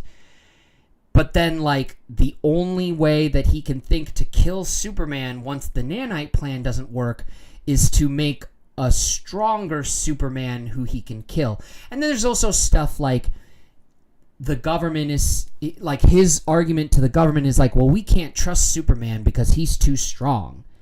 But then Lex created a stronger Superman to fight for him, and it's like the whole movie is like Superman is special, but what makes him special? And what I like about the Ultraman reveal being a clone of Superman is it's like, well, Lex copied all of the parts of Superman that you would think are what make him special. He has his own pet Superman that does whatever he wants, that has all of the same powers as Superman, that doesn't seek to challenge him on the public stage.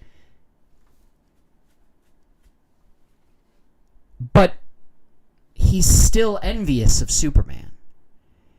And while his speech and his whole brain beats brawn little quip would, like, posit that the envy he has comes from, like, no one values my intelligence because of your strength, he was able to replicate Superman's strength. It's the movie almost sort of saying, like, no, Superman may be the strongest metahuman, he may be the strongest superhero, but that's not what makes him special.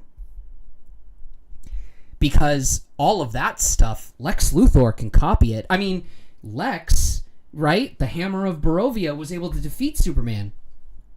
Lex can already create metahumans and weapons and creatures that are stronger or better than Superman. That's not what makes Superman special. That's not what Lex is actually envious of. Anyway, Superman eventually wins the fight.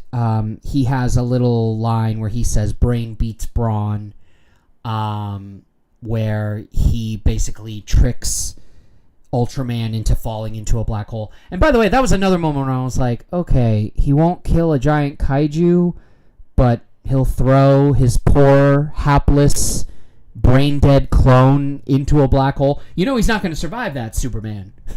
You know, black holes are pretty famous for killing people.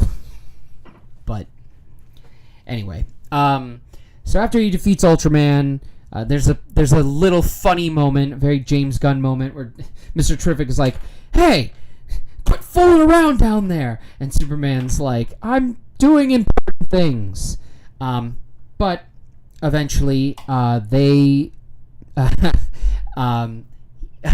Terrific is riding Krypto, but the two of them fly into Lex's now flying base of operations, and Superman, I guess, kind of beats up Lex, but not really, and then Mr. Terrific goes to the computer and closes the black hole and everything. But that's where we kind of get, like, the conclusion to the thematic statement that the movie is making, right? The thesis statement of Superman being like, but people were dying, and the sort of, like, meat of the argument with his dad being like, your parents don't define who you are, your actions do. It all comes together at the end where Superman says to Lex, like, you've never understood that I'm human just like you. I get scared. I make mistakes. I do the wrong things. I get mad. I do all the bad things that humans do. But I also wake up every day, tell myself to try again, to do better. And every day I try to figure out the best way that I can help people or do the right thing, just like millions of people just like me. And that's... And it's sort of like a corny scene because, like, Lex doesn't even react. He doesn't even have, like, a nihilistic response or counter-argument or anything like that. He just kind of sneers at him, but he doesn't respond. And that it's such a good moment because, like, it's not a big action set piece. It's not like a clever turn of phrase. It's not a moment where Superman appears cool or badass or anything like that. The speech that David Cornsweet delivers is almost kind of like exasperated, like the speech of someone who's not trying to give a speech but is just trying to like express himself. And the whole movie, right, I was just saying, has been trying to tell us that Superman is not special because of his powers. Superman is special because of who he is and what he chooses to do, because of his actions. And that's what makes him so special. And then the movie like flips that on its head, and Superman says, actually, that's not what makes me special. That's what makes me like everyone else. And the really interesting thing is, like, on its face, you can just interpret that as like a hopeful, kind of corny statement. But if you dive deeper into it, you could be a little cynical, and you could be like, hey, Superman, that's not true. That's not how people actually are. Lots of people wake up and they don't think about how they could do better or how they could help others or how they could best whatever. Some people are asleep at the wheel and they're just waking up and going to work, you know, whatever. Some people wake up and think, how can I get mine? How can I make that money? How can I get that girl? How can I trick this person, right? Like, he's making this very broad statement that nihilistic, pessimistic people could say, that's not true. Most people aren't like that. Sure, statistically, maybe some people are like that, but no, people aren't like that, Superman. People are worse than that. And then if you go a level deeper than that, you realize, oh, the fact that Superman believes that about people, believes that the thing that makes him so special is not special, that it's a quality that everyone has, that's what makes him Superman. That's what makes him Superman. That's what makes him so special. That he has such faith in other people, like Lois said, that he finds everyone else beautiful.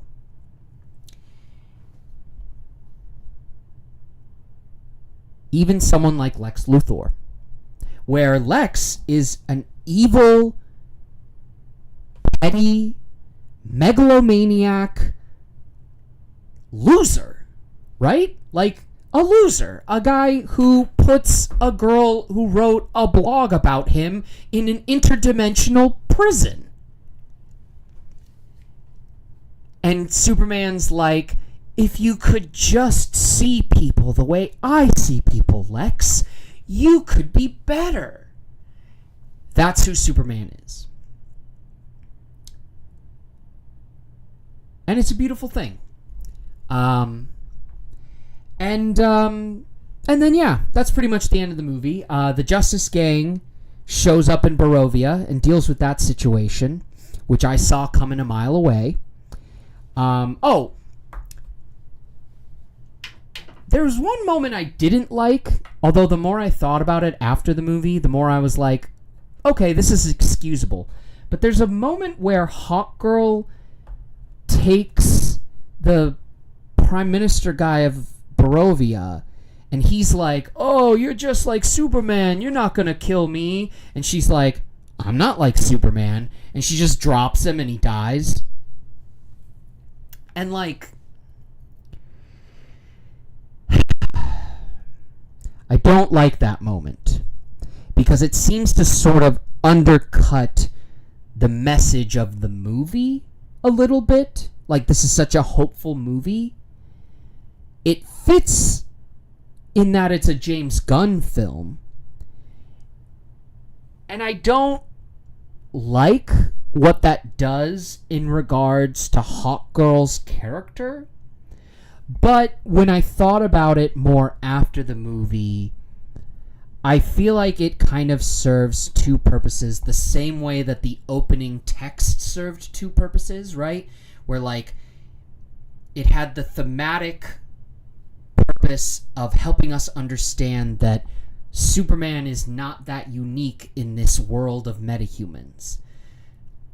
But it also had a plot purpose of, like, getting us right on board what this universe is like. There have been metahumans for over 300 years. Superman's about 30 years old. He's been on the scene for about 3 years. He got involved with international politics a few months ago. He got beat for the first time a couple of days ago, right? Like, bam, we're starting the movie.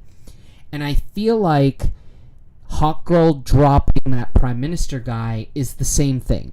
Thematically, it serves the purpose of sort of demonstrating, like, yeah, Superman is that special. In a world of superheroes, Superman is one of the few ones who prescribes to the no-killing rule so hard that he'll even try to save giant kaiju monsters. The other heroes may be heroic, may be good-hearted enough to be inspired to do things like Superman, like interceding in the Barovia situation. But they're not as good as Superman, because Hawkgirl will be like, oh, I'll kill this guy, why not? And listen.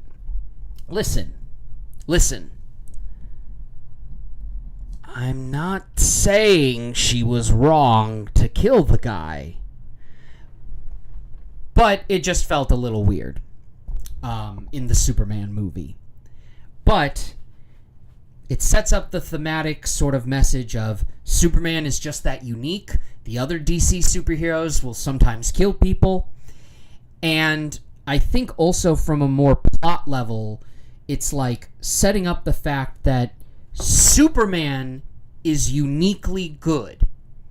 But the DC universe is going to be the James Gunn DC universe.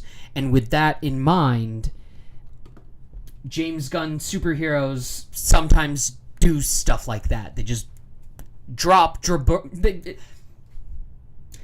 In James Gunn superhero universes, superheroes just do stuff like that. They just drop...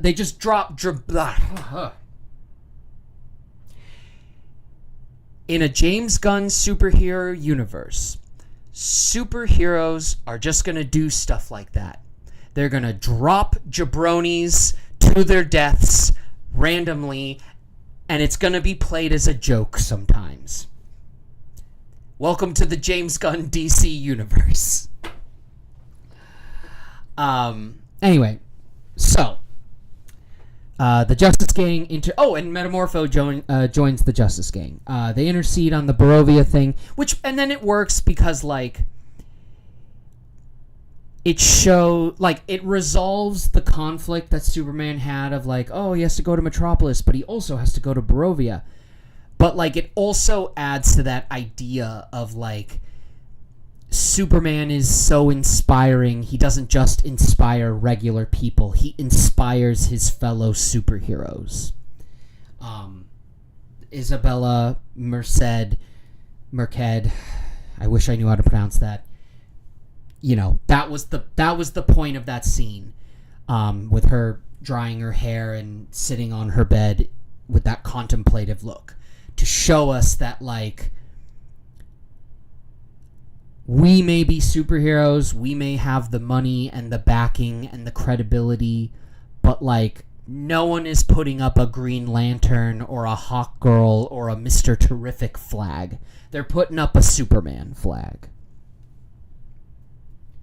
And then, yeah, the movie ends with, you know, Lex Luthor gets arrested. All of the people who are in the pocket dimension are released. Superman and Lois have a kiss, and she says, "I love you too." Because earlier he said, "I love you," and she didn't say it back, but she says it there. And yeah, it's happily ever after. And then the two kind of final moments of the movie are we see Supergirl, and I saw that some people didn't like that Supergirl was being portrayed as like an alcoholic, and they were like, "Oh, James Gunn doing his nihilistic James Gunn he's making Supergirl into a dumb drunk party girl." And I say to those people, fake comic book fans, because Supergirl has like a story arc. I want to say it was like released, I want to say in like 2021 or 22 or something like that. Like in the last couple of years, where she like deals with post-traumatic trauma by like drinking and stuff, and then while she's on these adventures going drinking and stuff, she runs into an alien that needs her help, and blah blah blah. So like that's clearly setting up her future movie. They established that the reason that Krypto is sort of like poorly trained and not a good dog is because Supergirl is his owner and she doesn't train him. And then the movie ends with when Superman is getting like exposed to solar radiation again in his fortress. Instead of watching a video of his birth parents saying they love him, he watches video footage of the Kents raising him. And again, it's just like thematically perfect, because like on a character level, it's like, well, the reason he treasured his Kryptonian parents' message was because, like any adopted child, he wanted to know that his birth parents loved him. And so to know that they loved him was a comfort. And then at the end of the movie, it's like, well, he knows that his Earth parents loved him, and it's not just that they said they loved him, they raised him with love and treated him with love and imparted upon him the values that have made him Superman, right? But that's like on a character level. On a broad thematic level for the whole movie, right? It's like, again, the question, what makes Superman special? Well, at the beginning of the movie, he treasures his connection to his Kryptonian parents, his alien side. What makes him special is his alien side, his alien superpowers. By the end of the movie, he treasures his Earth birth parents because that's what makes him special. Not his alien superpowers, but the human values that he carries with him, imparted upon him by his human parents. And then there's two post-credit scenes that are kind of mildly disappointing just because they don't really lead to anything. The first one is just Clark sitting on the moon with Krypto. It's a little cute. And then the other one is him making a comment about how Mr. Terrific repaired a building that was destroyed by the black hole, but it's crooked. And he's like, oh, doesn't it look a little crooked? And Mr. Terrific's like, you want me to pull this thing apart and put it back together again? Man, I'm not going to do that. What's wrong with you? And he walks away like kicking a rock. And Superman's like, oh, I can be such a jerk sometimes. And it's like, oh, haha, he's so wholesome and good and, But, whatever. It ties in thematically to Superman being such, like, a good guy. And so that's the Superman movie by James Gunn. The perfect Superman movie. Now, it's not a perfect movie. It's a little bogged down. It's got a little too much going on. The choice to have Superman already in a relationship with Lois Lane, and he's already been defeated by this Fist of Barovia character once before, like having all of that be in the text at the beginning of the movie, I did appreciate it. I did like it. But at the end of the movie, I was kind of like, aren't superhero movies these days like 2.5 hours? This movie is 2 hours and 9 minutes. You couldn't fit 15 more minutes into the movie, just give us a little bit more with Clark and Lois before you reveal that they're already dating.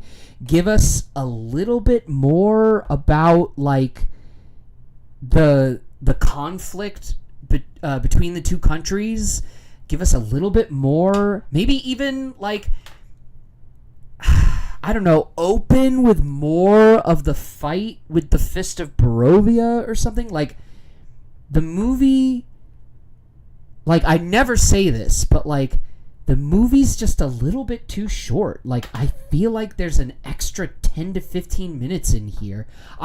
I'm very curious if one day there's going to be a release of like an extended director's cut, because you could make this a 2.5 hour movie. You could add another 15 to 20 minutes, maybe even more, to this movie. I don't think it'll make the movie feel any longer. I think it's well paced enough that it would be fine. And I think you could put a little bit more meat onto this movie that would help us feel even more connected to Superman, because it's a good movie and it does a good job telling us who Superman is, but I think we don't get as deep as we could because the movie has so much more to focus on with regards to the wider DC universe, with incorporating all of these side characters. Like, I have to wonder, the action scene with Mr. Terrific is really good. It's probably the best action scene in the movie. But if you cut down that action scene, could it be replaced with like 10 more minutes at the top of the movie with like Superman fighting the Fist of Barovia, or maybe like or we see him interceding in the conflict? I don't know. My complaint is that this movie wasn't long enough.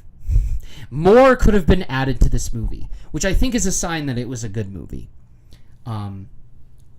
If a movie leaves you wanting more, I think that means the movie did a good job overall. I think most people would agree with that. James Gunn clearly reads the comics. Jimmy Olsen, canonically, he's got that Riz game like nobody's business.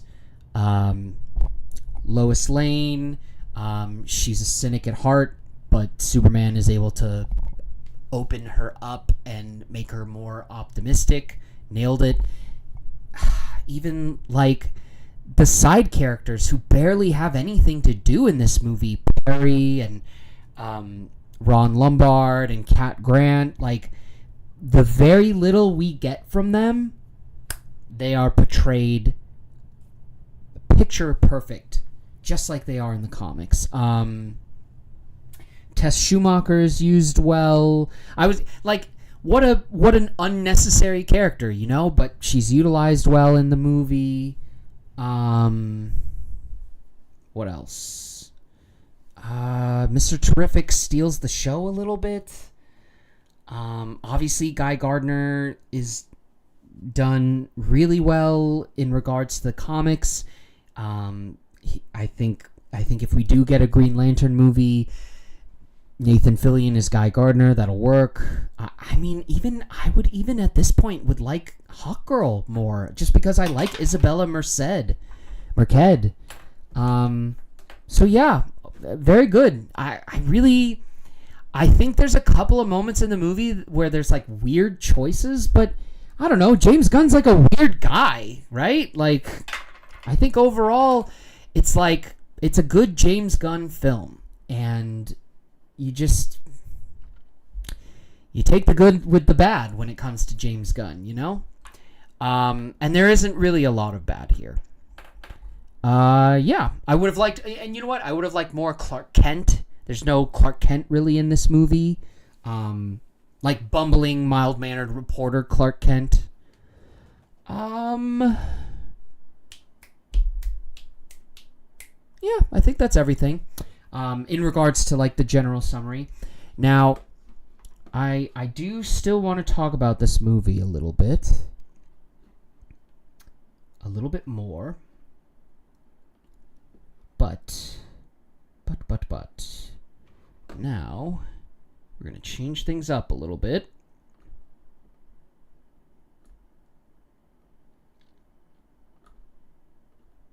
Okay. So,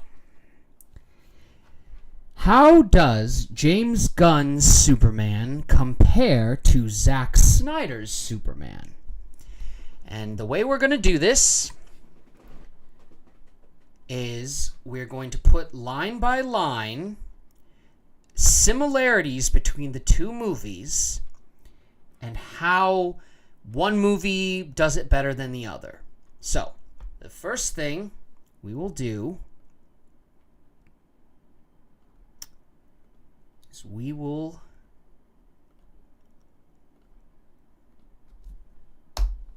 all right. First thing. What's the first thing? All right. Superman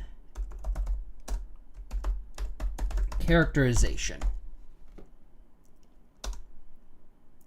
That's not what. Oh.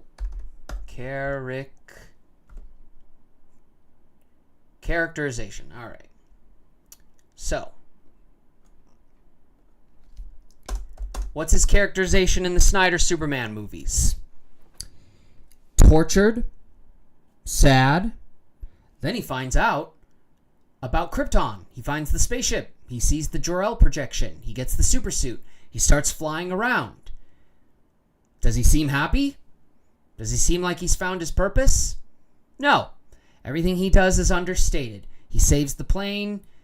Here you go. He does some... God, I don't even remember. Does he do any, saving people stuff in the movie at all? I genuinely, I don't remember him doing any of that kind of stuff. Brooding. Tortured. Alone.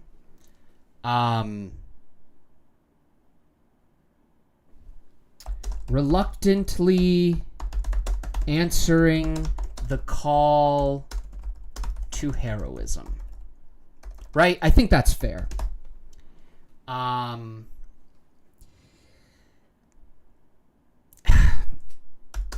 Willing to kill. You know what? No. You know what? Because that's not fair, right? Like, the movie goes a long way to say that he's forced into that situation by Zod. Let me put it this way.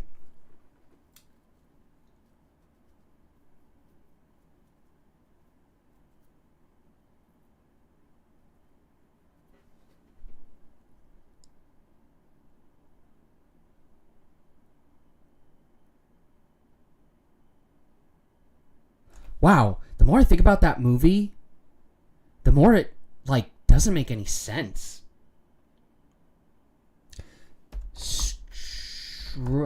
Struggling to restrain himself. There we go. We need to make this text a little bit smaller. Okay. All right. So, you know what?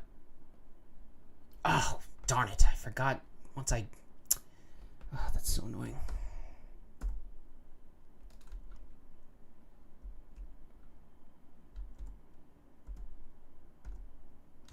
Okay. So now for Gunn's Superman.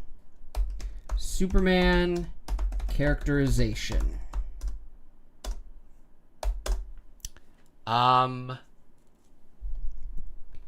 Naive.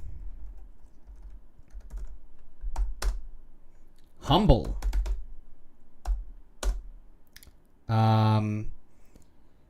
Friends with Jimmy and dating Lois. He's even friends with other heroes.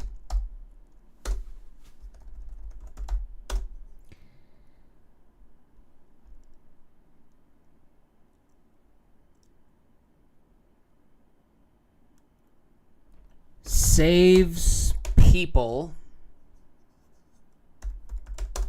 out of empathy.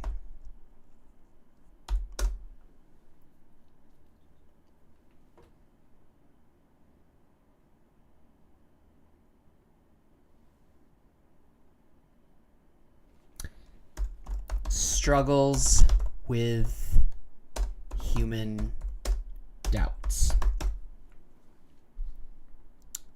Okay. We have the characterizations of Superman himself, right? In the Zack Snyder Superman movie, what's our, first actual scene with adult Superman? He's in a bar. A guy in the bar is harassing a woman. Superman tries to stand up for her. The guy tries to get into a fight with him, dumps a beer on him.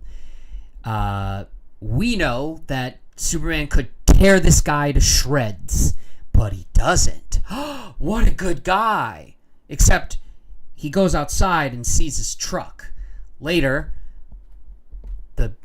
the rude guy from the bar goes outside and sees his truck torn to pieces, wrapped around a telephone pole or something. What does this tell us? Yeah, he won't kill people, but this Superman is eager to use his powers to do anything, to do something. We find out in the flashbacks that when he was a kid, one time he tried to save some other kids using his powers. His dad told him, next time let those frickin' kids die. We find out in another flashback that when Jonathan was about to be killed by a tornado, Superman could have run out and saved him. And Jonathan said, no, let me die to protect your secret. When he becomes Superman, yeah, he does some heroic stuff. He saves some people. He catches a plane.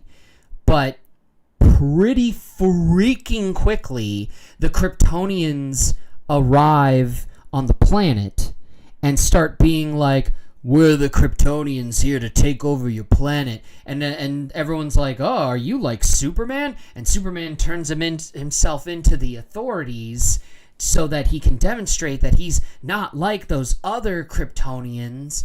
But then pretty quickly after that, he, I think gets captured. How does he end up?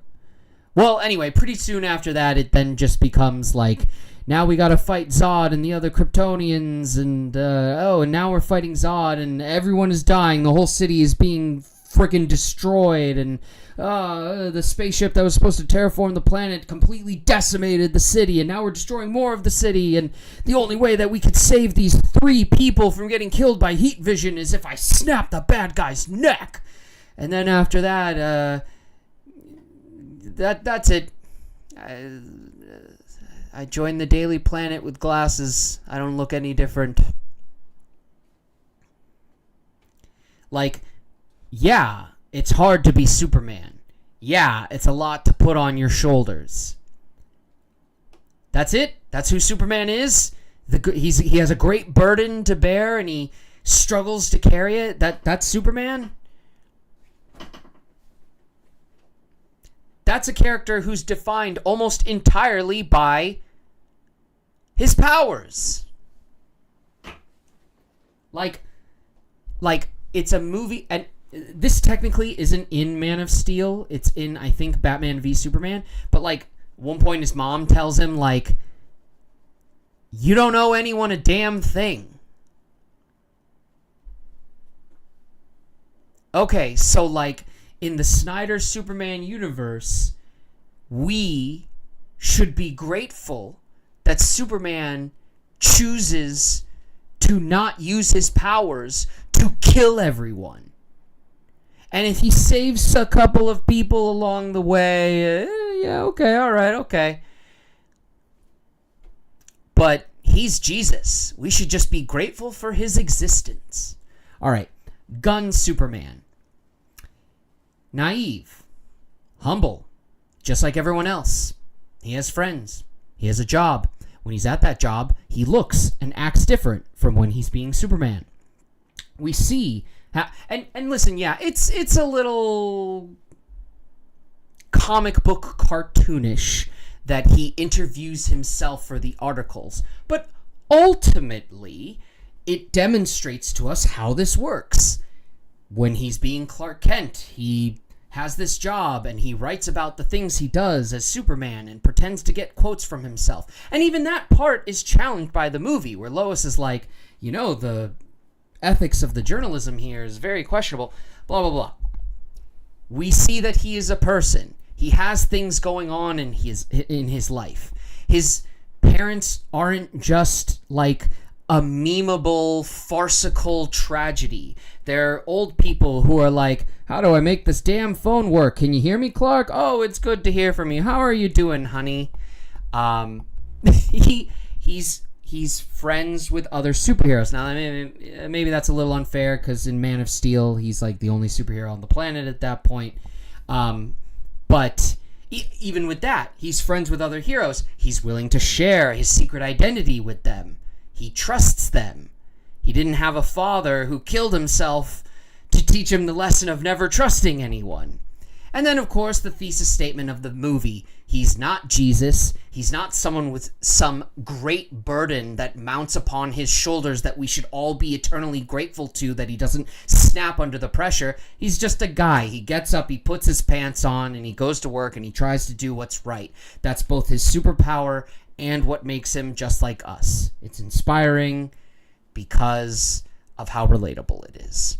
I think that's closer to the Superman of the comics.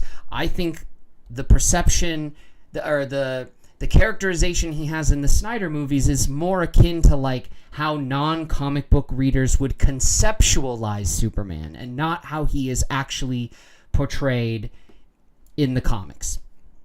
Anyway, all right. So that's his characterization. Let's do this next. Lois. Characterization. Snyder movie.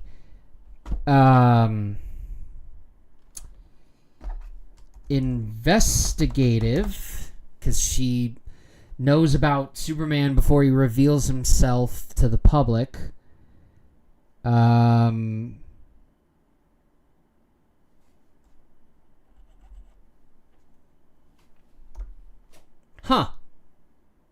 That might be it.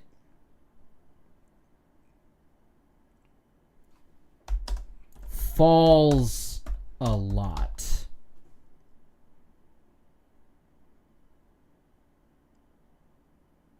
Oh, takes directions well to save Superman from Zod on ship.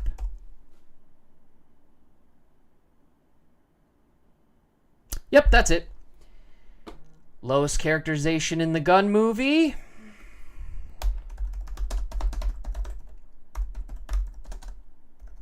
Oh, man, I really got a characterization.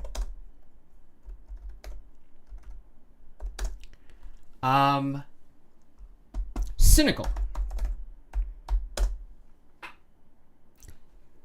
Overly eager to do her job.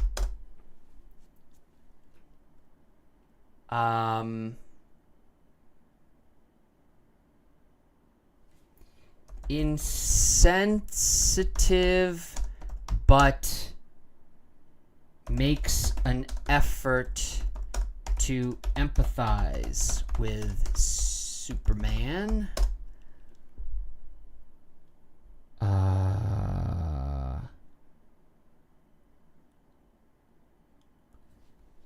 Takes an active role in saving Superman.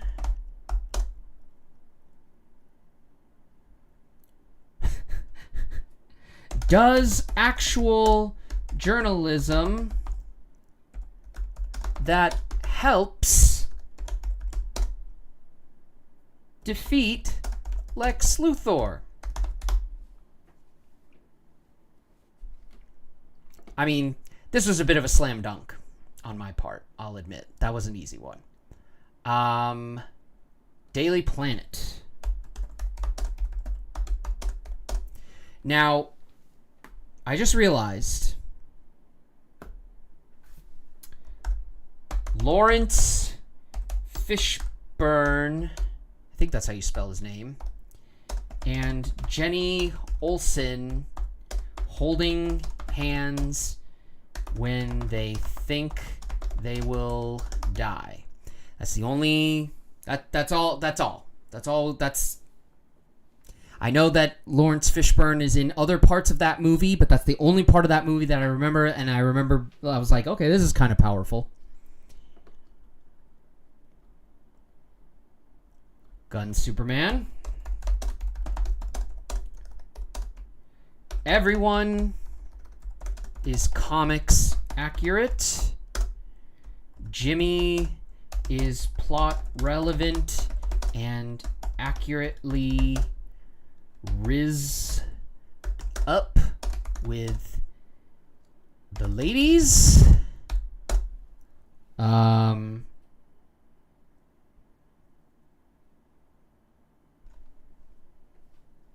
What's that actor's name who played Perry White in this movie?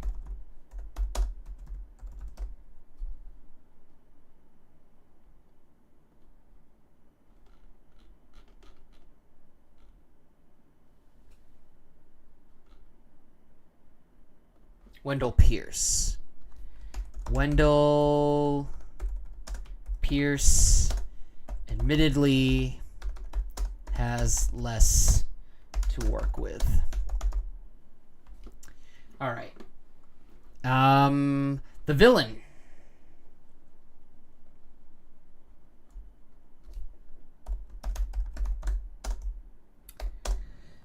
Michael Shannon sure can shout emotionally.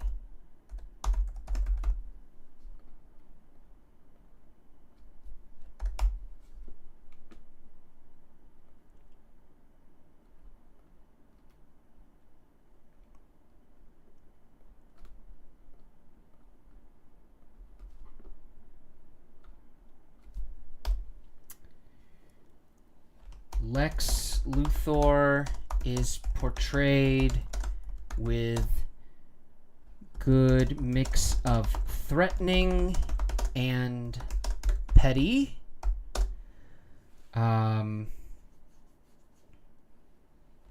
Ultraman Bizarro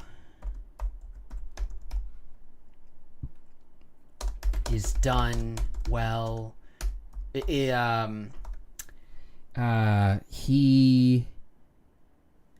What am I trying to say here? He plays into theme of film well.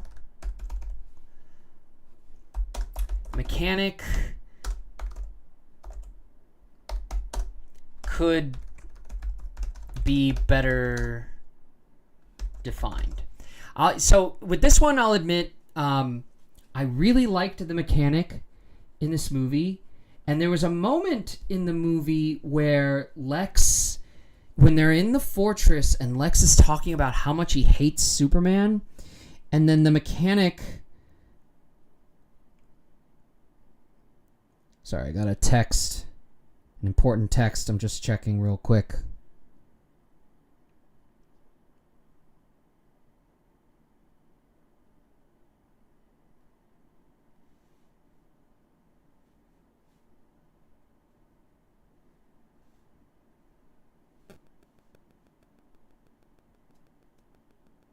Okay. The mechanic was a good villain in this movie, and I liked her. And there was a moment, I liked her power, I liked the actress, she did a good job. There was a moment in the movie when they were in the Fortress of Solitude where Lex is explaining why he hates Superman. And the mechanic is like, I know all that, Lex.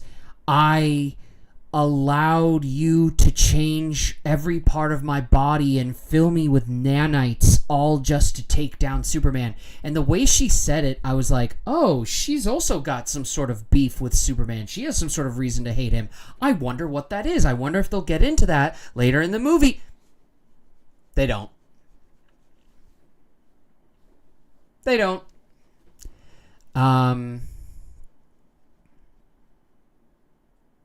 Okay. Okay, so now I think the last one. Actually, no, not the last one, but one of the last one. Action.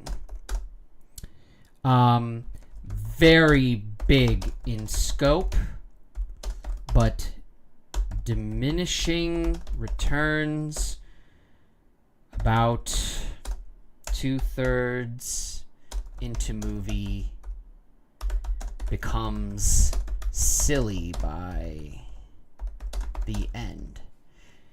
I'm sorry, but like, yes, the movie did an incredibly good job of demonstrating how strong Superman is and how powerful he is and how much our world is not built for someone like Superman.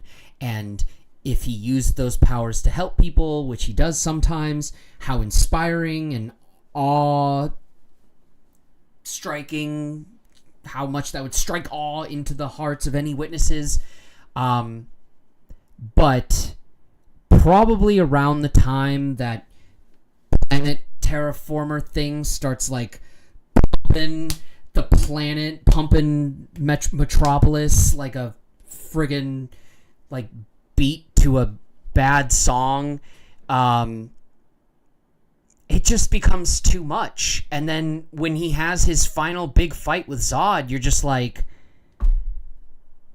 thousands of people are dying right now, and Superman's seemingly not doing any... Like, it makes the part where Zod is like, you're gonna have to kill me to save those 3 people from my heat vision, come across just silly, because it's like, well, Superman, you've already let thousands of people die at this point. What's 3 more people? Like, and maybe you could take this guy in alive.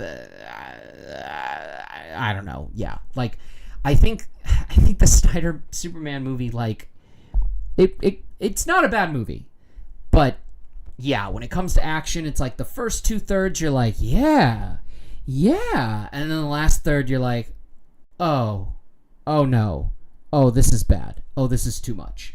And then by the end of the movie you're just like, Superman is not a superhero, he should go to jail. Like, look at all the collateral damage he caused, my god. Like,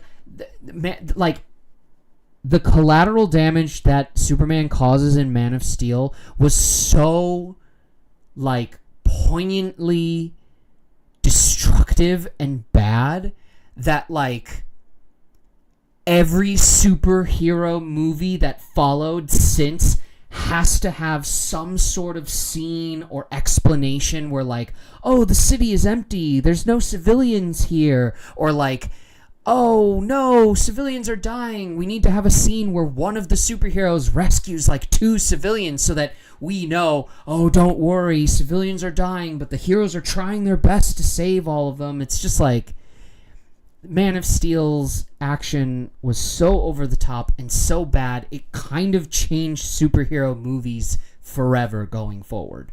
So, anyway. Meanwhile, action in the Gunn Superman movie.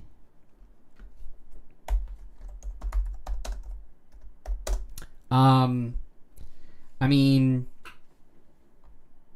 dynamic, entertaining,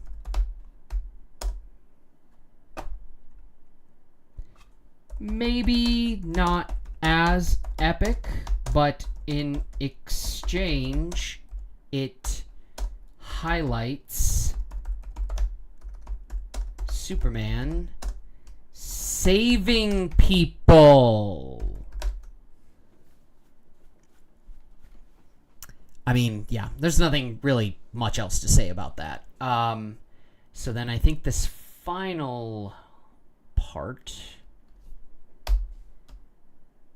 thematic messaging.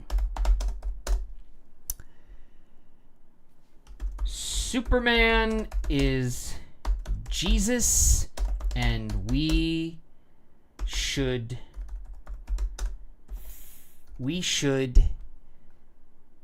love him as much as we fear him.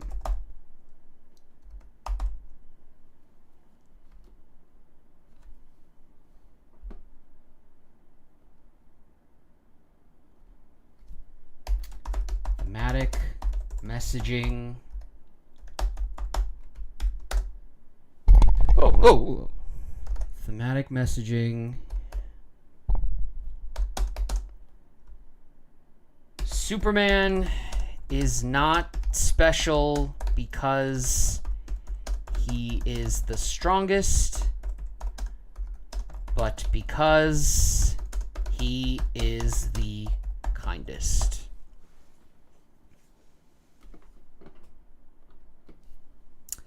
Yep.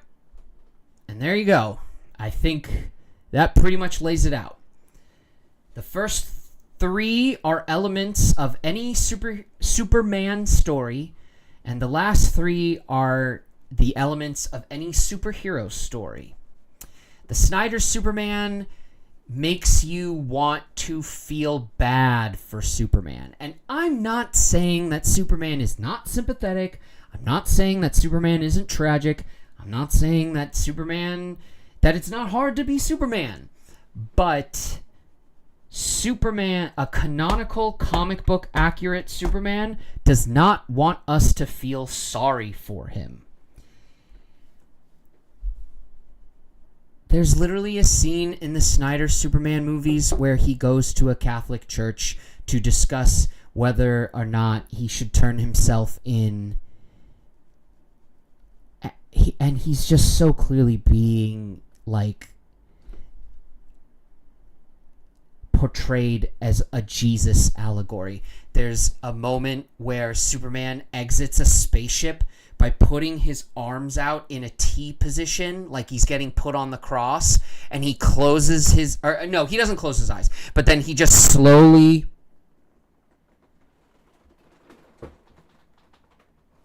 falls back. And my wife, who watched the movie with me, who is in no way like a comic book person, was like, oh, he looks like Jesus. Meanwhile, the Gunn Superman movie, it's like, yeah, Superman is the most powerful superhero in the DC universe, but people call him the Boy Scout and Big Blue. They call him these things because he's a bit of like a cornball. Like other superheroes, like look at Batman. Yeah, Batman's a good guy. Yes, Batman's empathetic. Yes, Batman cares. All of that is true. But like, Batman is driven by trauma. Batman is compelled to do what he does, right? By the way, speaking of good superhero movies, The Batman with Robert Pattinson, right? Like, he learns at the end of the movie that he needs to actually inspire and help people and to take a more active role in his life as Bruce Wayne to try and help the city. It's not enough to just scare people and beat the crap out of him. Doing that might satisfy the hunger for violence that he has inside of him because of the trauma of losing his parents, but it's not actually solving anything. That's what he has to learn through the course of the movie. And same thing here, where Superman has to realize it's not his powers or his alien heritage that makes him special. It's not that he's the strongest person in the world with the ability to save people from dying. It's that he is the person who will save people even if others are telling him not to. It's that he is the person who will try to save the monster even as he's trying to stop it. He is the person who will defeat Lex while Mr. Terrific is closing the black hole portal thing. He's the one who will talk to Lex and be like, Lex, your problem is that you're envious of me when in truth I'm just a regular guy. The lowest characterization, that's a slam dunk.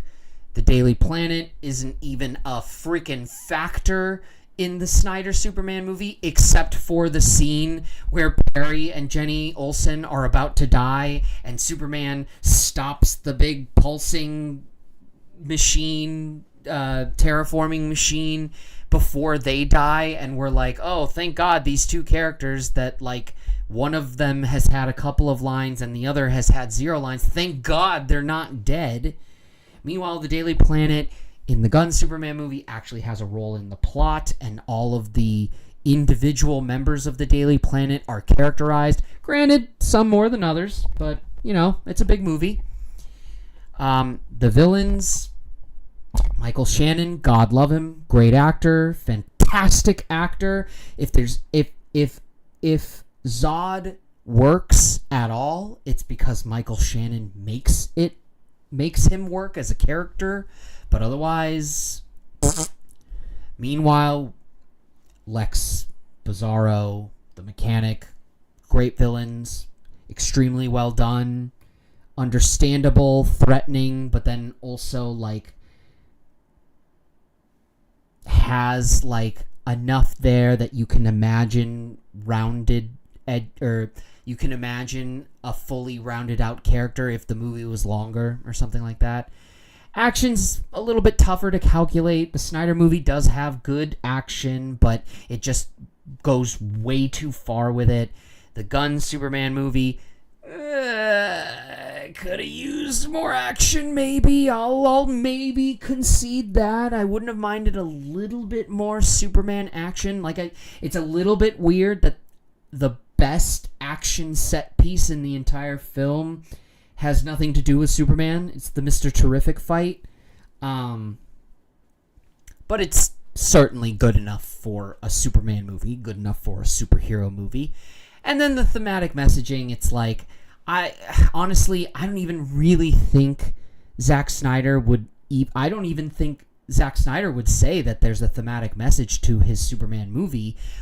But if there is a thematic message to his Superman movie, it's that Superman is a Jesus allegory.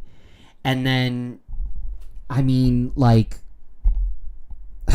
on the one hand, I think that's incorrect, but it's not an invalid interpretation. There is some there is some comparison to be made there. And I will say, like, this is sort of exacerbated by the fact that the Christopher Reeve Superman movies kind of lean into the Jesus allegory part a little bit, especially the whole aspect where, like, Jor-El is like, humans are, you know, like, I forget the exact words, but he's basically like, humans are fallen, but you can show them a better way, which is like, yeah, that's what God told Jesus to do. So, and then I don't know. Yeah. Like that, like, I disagree with that messaging on a personal level, but even if I didn't disagree with it, I think that that's kind of like a boring, less interesting message. I say less interesting. Man of Steel's not a bad movie. Okay? Like, I enjoyed Man of Steel when I watched it. But it's kind of a bad Superman movie. Whereas James Gunn completely understands that, yeah, what makes Superman special is not his powers, it's that he's the bestest, goodest guy around. And I mean, any storyline in any Superman media you're gonna have an arc where Superman loses his powers, or his powers are waning, or something like that, and he doesn't hesitate to dive right in to save people. And it's not out of like a self-sacrificial desire. It's not out of like a misplaced guilt like Spider-Man. It's not out of a trauma response like Batman. It is simply because he wants to help people, and he was blessed with the ability to do it, so he does it. Period. It's funny because I just said, like, the Superman Jesus allegory, I think, is kind of a shallow, thin thematic message. But so is Superman is not special because of his powers. He's special because of his kindness, right? Like, these are both extremely thin thematic messages. However, the James Gunn message ties better to who Superman is and to his character better than the Snyder Superman. It's not just about being more comic book accurate, right? It's like,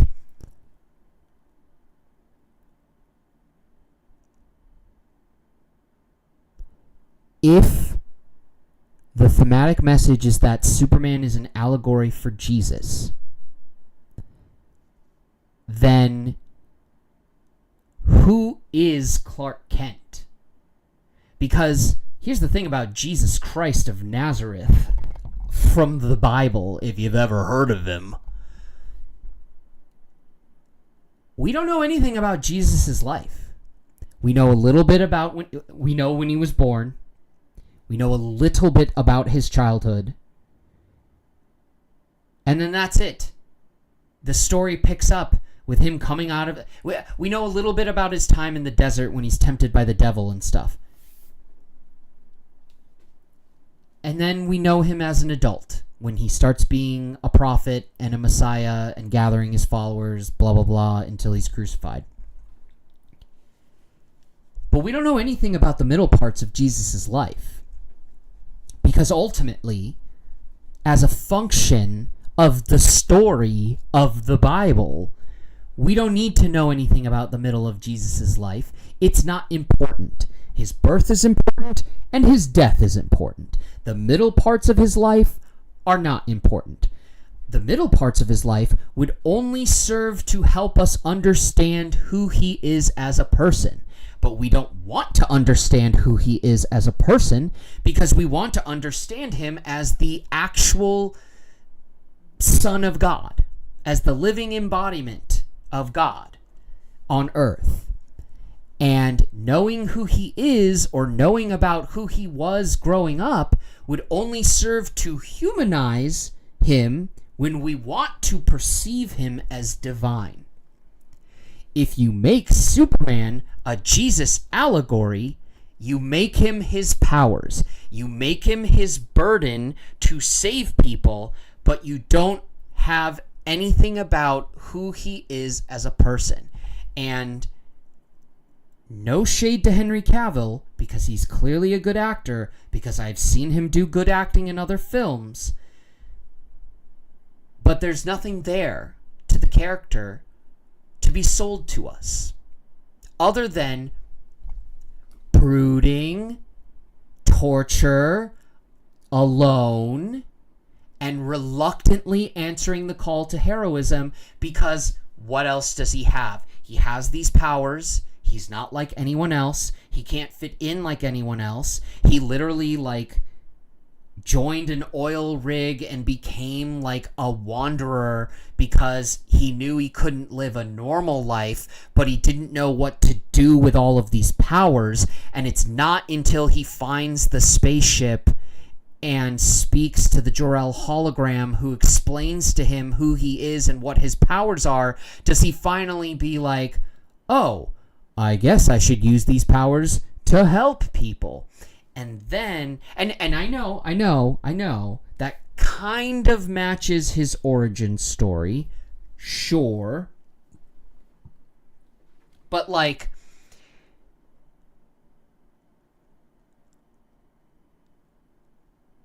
we are supposed to understand Superman, and this is true of certain interpretations of him, that even without knowing he's an alien, even without knowing where he came from, even not knowing about Krypton, Superman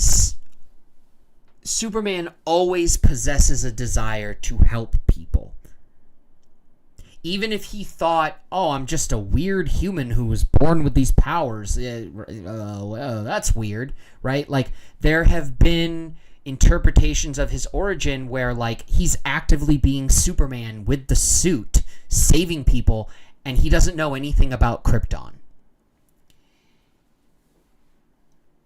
He can be inspired to become Superman and put the suit on when he finds out about his Kryptonian origins. That's fine. But it has to be a confirmation of his innate desire to help people, right? He's like on a journey to find out who I am. And when he does, he's like, now that I know who I am, I will go out and do what I want, help people. But the Snyder Superman movie kind of has this uncomfortable thing where it's like, it's not that once he discovers who he is, a Kryptonian, he then decides, okay, now I'm going to help people like I always wanted. It's more of like a, what's my purpose? What am I supposed to do here? And the Jor-El hologram is like, you're supposed to save people. And he goes, oh, good. Great. That's what I'm going to do now. This is the symbol for hope. I'm going to provide hope from this planet. Thanks for telling me, alien ghost dad. Just... And I mean, of course he's going to take lessons on what to do with his life from his alien ghost dad, because what did his human adoptive dad teach him? It's so important that you keep your powers a secret. I'm going to let myself die when you could easily save me. Like, what the shit? What the shit? I was so upset my microphone almost fell over. Anyway, so...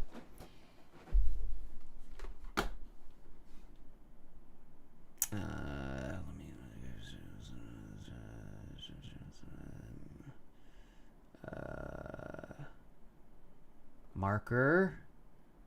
Let's make it green. All right.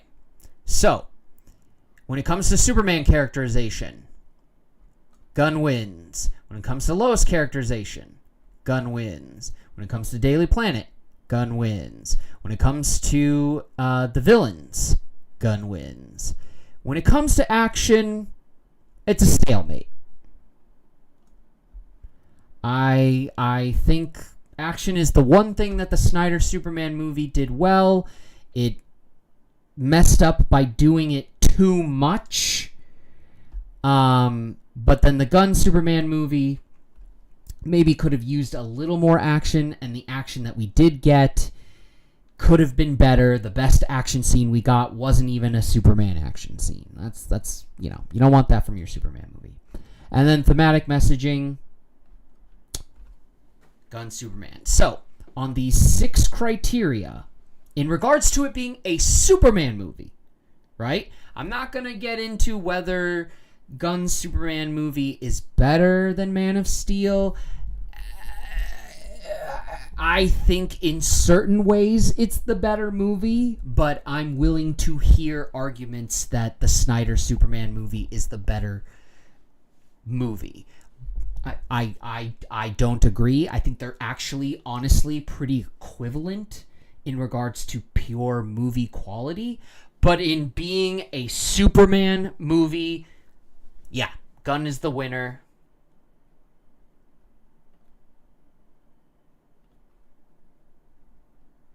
Five. Ooh, no, that's terrible. Ooh, that looked awful. That's not okay. Hold on. Let's go for. Here we go. Yeah, let's go for this. 5 out of 6. Gunn wins.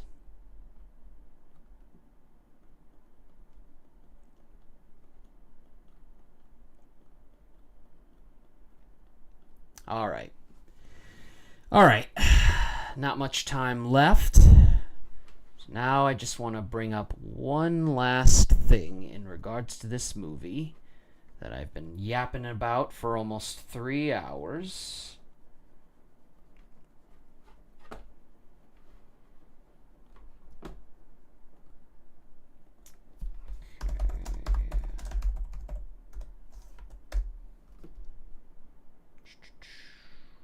Okay. Here's his filmography. Now, it's so funny. I always forget that he was one of the writers on the Scooby-Doo movie. Okay. So, what's the Belko experiment? I've never heard of this movie. Huh.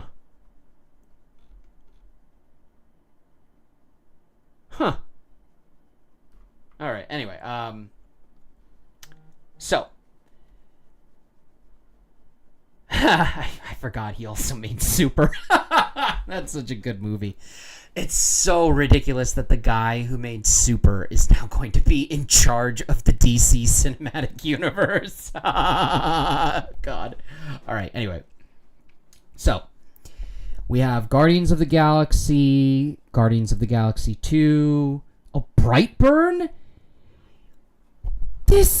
What? Oh, wait. He was a producer on Brightburn. Okay. Well, alright.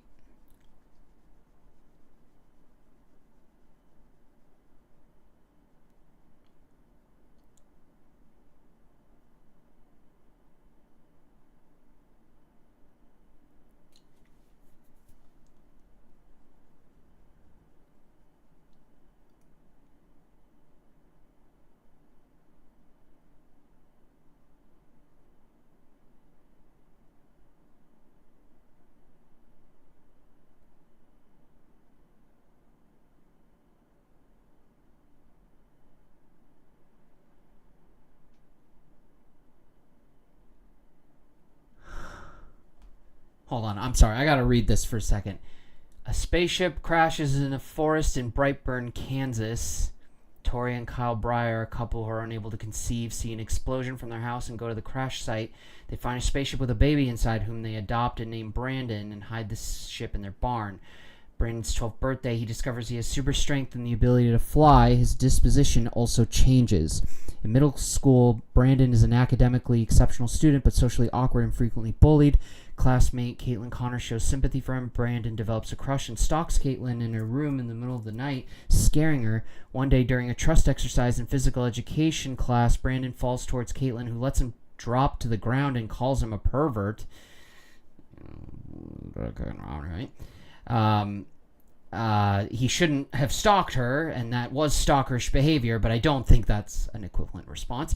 Angered by her accusation, Brandon crushes her hand and is suspended from school after being accosted by Caitlin's mother, Erica.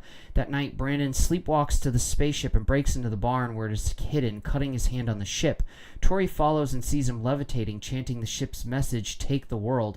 She reveals the truth of his origin, to which Brandon angrily destroys the family photos before later ambushing and killing Erica.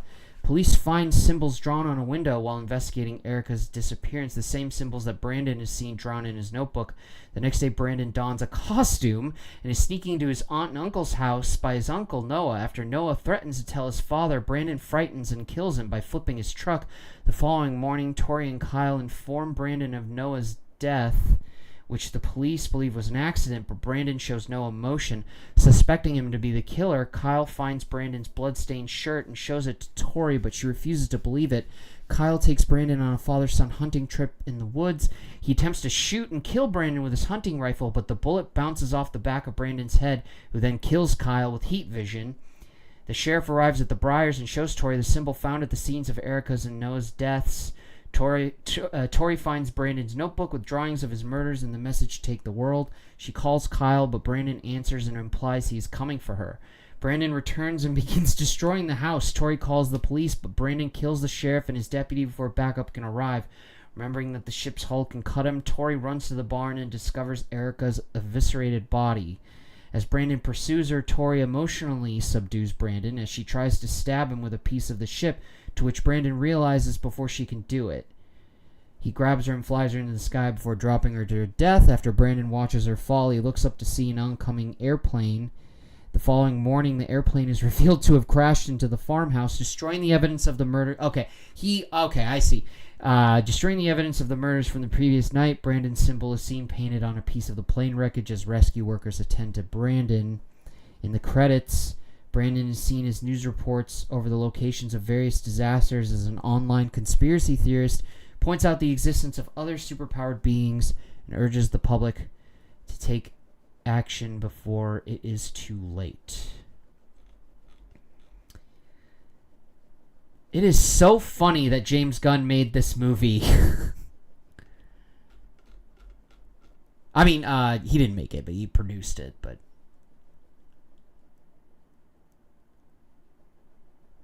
And it's just evil Superman. Like, very standard, stale, evil Superman. Anyway, okay. Guardians of the Galaxy, Guardians of the Galaxy 2, Suicide Squad, Guardians of the Galaxy 3. Okay. So these are the 4 superhero movies that he made before Superman. And it's so interesting because you can see the touches. You can see the James Gunn flair in the Superman movie that is in these earlier movies, but it's also so different. Because, like, Guardians of the Galaxy 1 is the perfect James Gunn movie because it's just, like, lovable losers come together to save the world, not even for, like, a big thematic reason or anything, but just because they're like, we have to save the galaxy because that's where we live. So, like, lovable losers come together to save the universe, and they even do it through dancing. Then Guardians of the Galaxy 2 is, like, the extremely superior, amazing sequel because it actually has a thematic message. And the thematic message is simple, but it's just, your found family is your real family. Not your blood family. Your found family is your real family. And it's honestly, and even that message is not, like, even that is not, is oversimplifying the message, right? Because there is, like, the whole part of the movie where, like,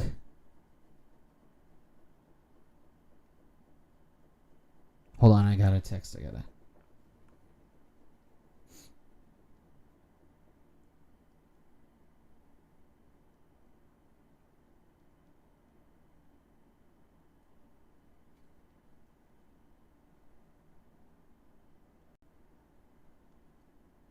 Come on. All right. Guardians of the Galaxy 2 is all about family.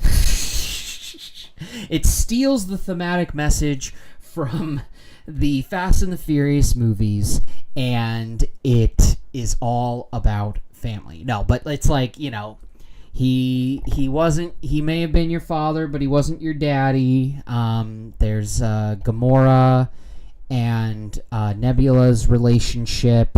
There's the whole thing with the whole arc with Rocket. You know, stop trying to push away the only people who care about you. There's even a little bit with Mantis. The movie's all about family. And then Volume 3 is about leaving the past behind and moving forward. And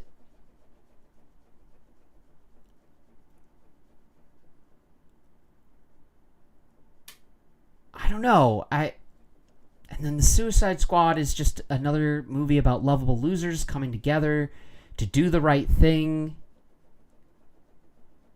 You know what the through line? I'm realizing the through line to all of these movies is,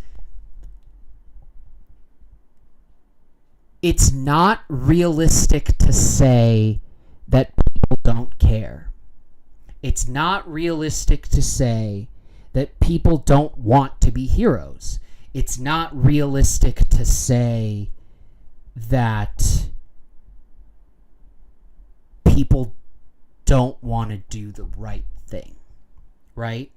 In Guardians of the Galaxy, it's like they may all be criminals and losers, but if it comes down to them to save the galaxy, they're gonna save the galaxy.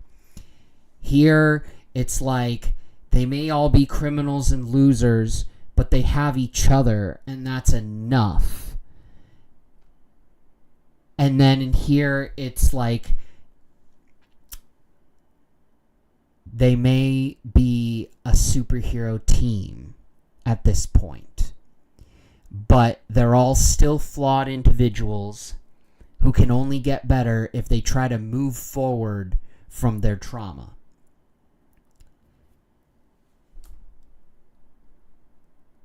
And the Suicide Squad is all about they may be criminals and losers, but when it comes down to saving people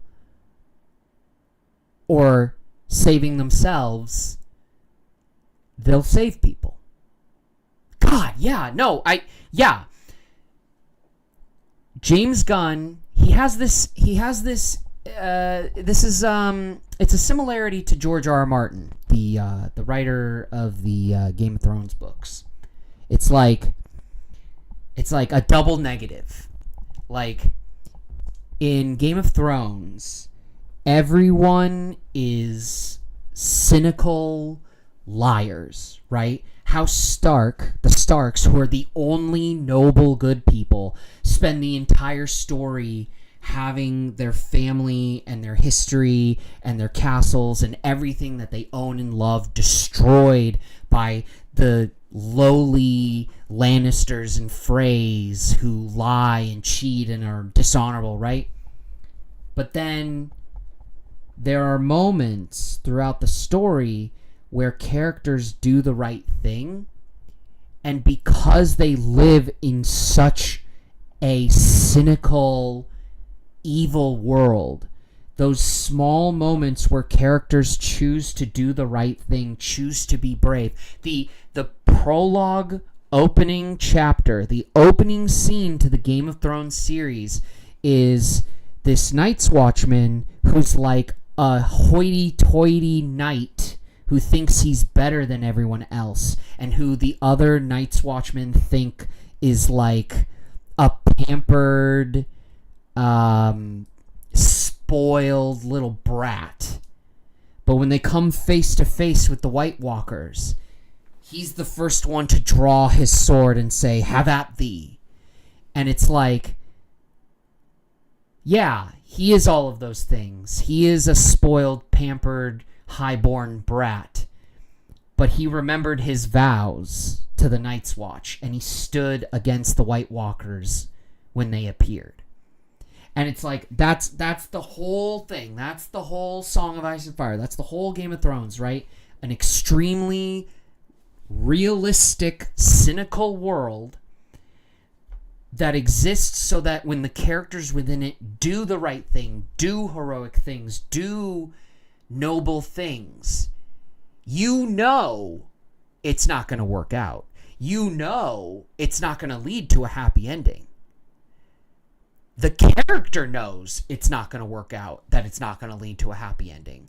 And yet, not only does that not change the beauty and the nobility of what they do, but it in fact makes it all the more romantic and heroic.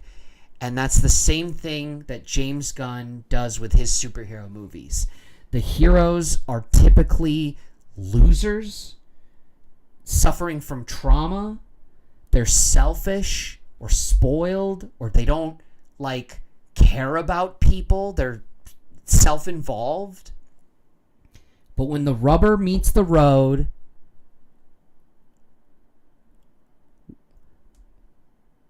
when the clock counts down to go time,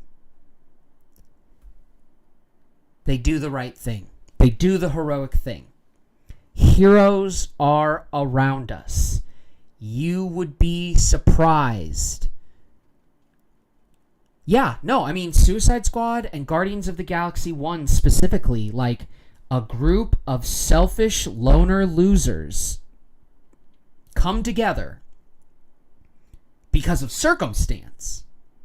But there's always a moment by the end of the movie, or before the end of the movie, by the climax of the movie, where the characters have a choice to go back to doing the selfish things that they were doing before, and they have every reason to want to do that, or do the right thing knowing there will be no reward. Knowing that it will, in fact, get in the way of whatever selfish things they want for themselves. But they choose to do the right thing anyway.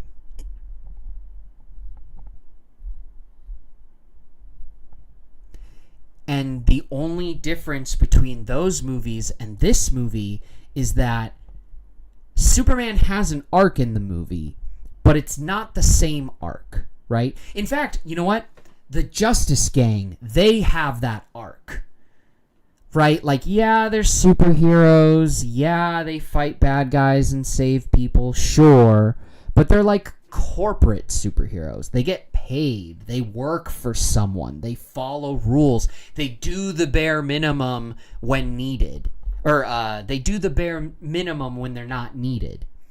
But then at the end of the movie, to no benefit to them. And of course, you know, because it's a movie, it always does end up working out, unlike in George R. R. Martin's A Song of Ice and Fire, where characters often do the right thing, and it definitely doesn't work out, and oftentimes even kind of like punishes them. But it all works out for everyone in these movies because they're movies. They're superhero movies made for teenagers. But like, the Justice Gang goes and intercedes in the Barovian War, in the Barovian conflict, because it's the right thing to do, even though previously in the movie they stated every reason why they wouldn't or shouldn't do that. Really, Superman's arc is just the more subtle arc of like him realizing and understanding what it is that makes him so special. It's not that you're an alien. It's not that you're strong. It's that you care about people. And then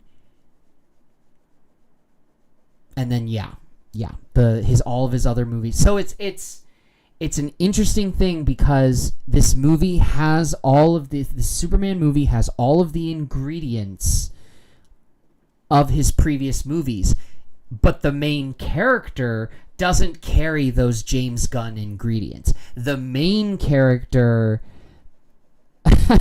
is going through a journey that is very different from previous James Gunn movies and is not like totally unique, right?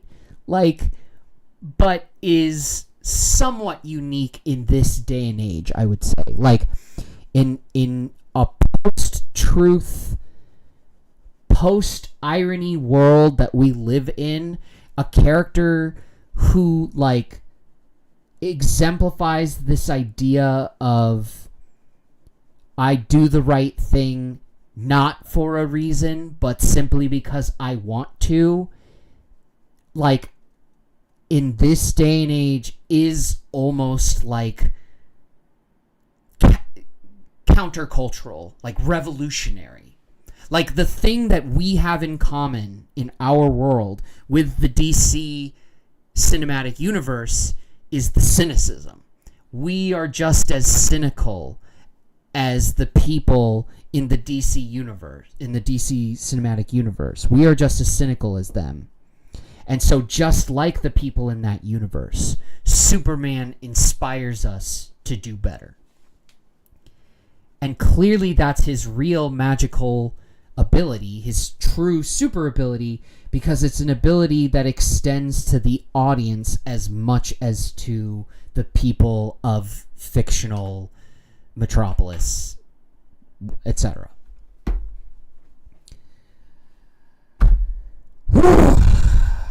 It's good. The Superman movie is good. It's very, very good. And honestly, if Iron Man was a good enough movie to launch the Marvel Cinematic Universe, this movie is easily good enough to launch a DC Cinematic Universe. And unlike the Marvel Cinematic Universe, this Iron Man movie, the Iron Man movie was made with the hope they would expand into a broader universe with other superheroes in other movies, but like they had to operate under the assumption that the Iron Man movie would be the only movie. And they had to carefully make that movie like in a way where it could allude to other things in the cinematic universe, but had to be very careful not to pigeonhole themselves into promising anything. And then later, right, then they could start like, okay, this movie's going to seed into this movie, and this movie's going to seed into... But Iron Man had to be its own standalone thing to work. And this movie has the advantage of it works as a standalone movie, but also clearly James Gunn has set up so much for future movies. One moment I really like that was so promising was when Rick Flag is talking to that other guy who's in like the circular room of power in the government. And earlier in the movie, Rick Flag is like, the government isn't really concerned about metahumans.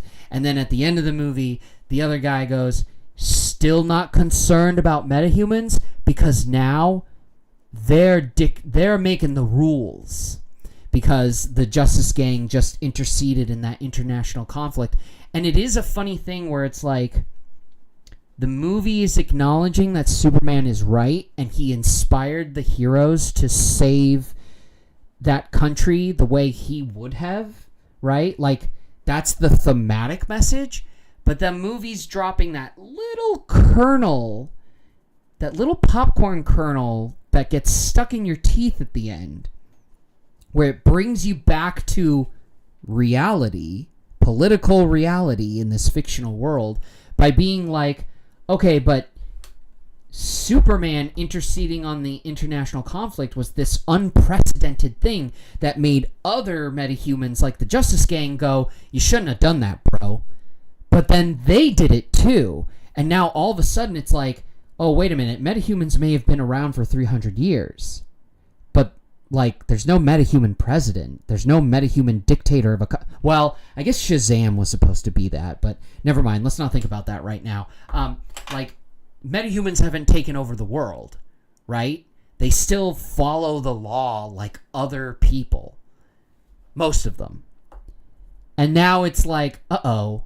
So now we have to worry that anytime any country anywhere wants to do some shit, some random superpowered civilian's gonna pop in and stop them? What does that mean for international relations? What does that mean for the global industrial complex? What does that mean for all of those poor billionaires that's going to sell military weapons to Israel? I mean Barovia. What? I don't know why I said Israel there. Whoops. By the way, the fictional country that Barovia is attacking, 99% sure that in the background of one of the scenes, there's like a Palestinian flag. So, yeah.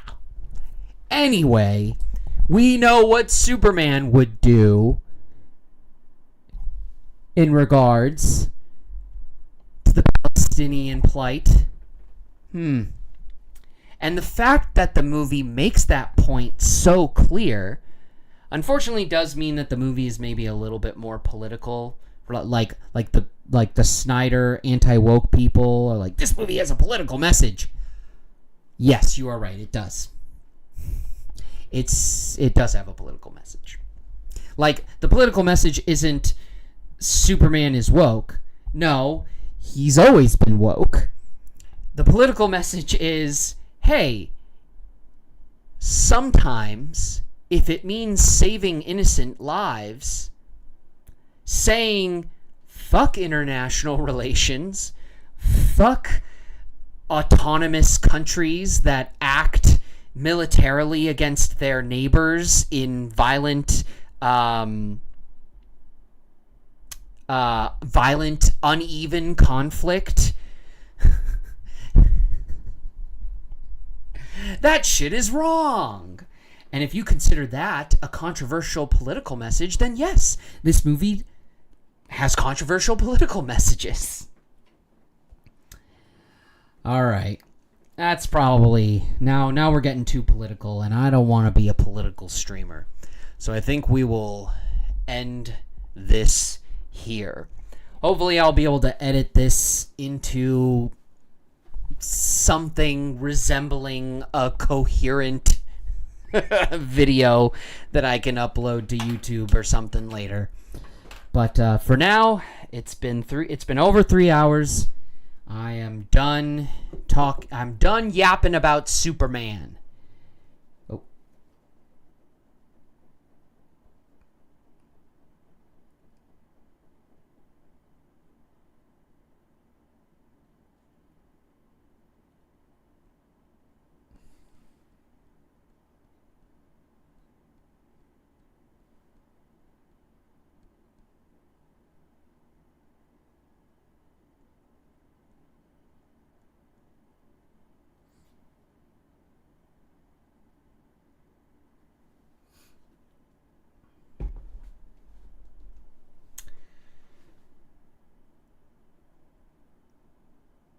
Well, that about wraps it up for me. Those are my thoughts on the new Superman movie. It's good, and James Gunn is a good filmmaker, and he nailed it, and I hope that this sets up a whole DC cinematic universe, and everyone who says this movie is bad is wrong. I'll accept that it's not a perfect movie, and I'll even hear arguments that, like, oh, it's not as good as Man of Steel. I vehemently disagree, but I'm willing to at least hear your arguments on that. But if you're going to say this is a bad movie, you're wrong. It's a very good movie. I'm very glad that it exists. I very much enjoyed it. And I think that, yeah. I think everyone who likes it is a king. No. But it's a good movie. And so with that, we will wrap up here. You know what? Let's wrap up with a trailer. Just like we did. We started with a trailer. Now let's wrap up with a trailer. They're gonna be doing backflips to get you your job. Welcome, Peacemaker, or do you prefer Chris? Either's fine. Can you tell us a little about your skills? I'm considered the finest marksman in the world. Mic is off. Yeah. I am also proficient in hand-to-hand combat. How many more of these do we have today? Is that popcorn still here? Love popcorn. My budget's getting really big lately, so. I have a variety of helmets. This guy sucks. Excuse me? Am I supposed to be able to hear you guys? Excuse me? You were talking about your button stuff? And also you said that I suck. It is not funny. I don't get it. We saved the world. I thought everyone would finally treat us like heroes. I don't need anybody else to just forge my own path. You're living in the worst level of Grand Theft Auto. I come to the conclusion you suffer from a particularly severe form of toxic masculinity. What?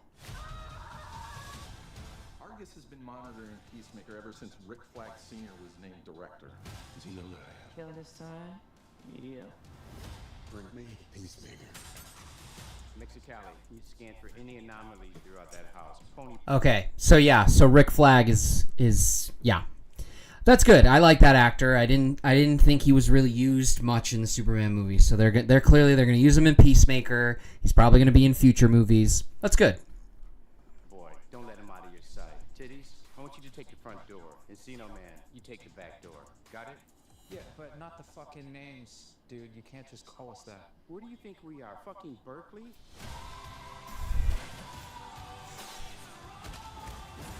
We haven't always been great people. But We are the 11th Street Kids. No one will ever break us apart.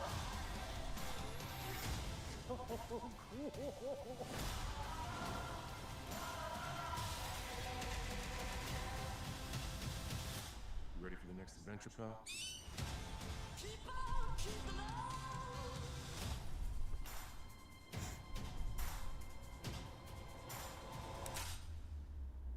Who the fuck are you?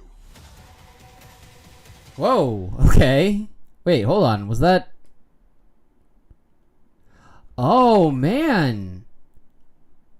It's another Peacemaker. Oh! Okay. Hold on. Are we... Are we going to be dealing with multiple universes?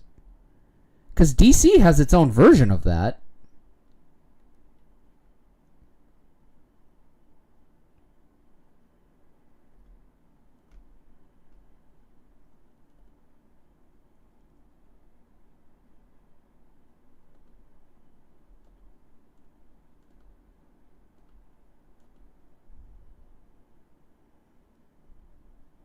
Huh. Oh, I thought there would be like an ending tag. Okay. All right. Well, I really freaking liked the first season of Peacemaker. And I was a little worried that, you know, they rebooted the DC Universe for James Gunn, but it seems like Peacemaker Season 2 is going to be pretty much the same. Which, in a good way. In a good way. Like, despite him having to kind of reset things, it looks like he still gets to make pretty much the same show. All right, awesome. Cool. James Gunn, you are the hero that we needed. Thank you so much. All right. My mouth is dry, my throat hurts, and I've talked far too much. I need to get some sleep. I have children that will need to be raised in the morning. Raised and fed. So, yes, let's leave it here. This has been EZThinker, yapping about the new James Gunn Superman movie. And I'll be keeping Twitch, YouTube, and the internet at large.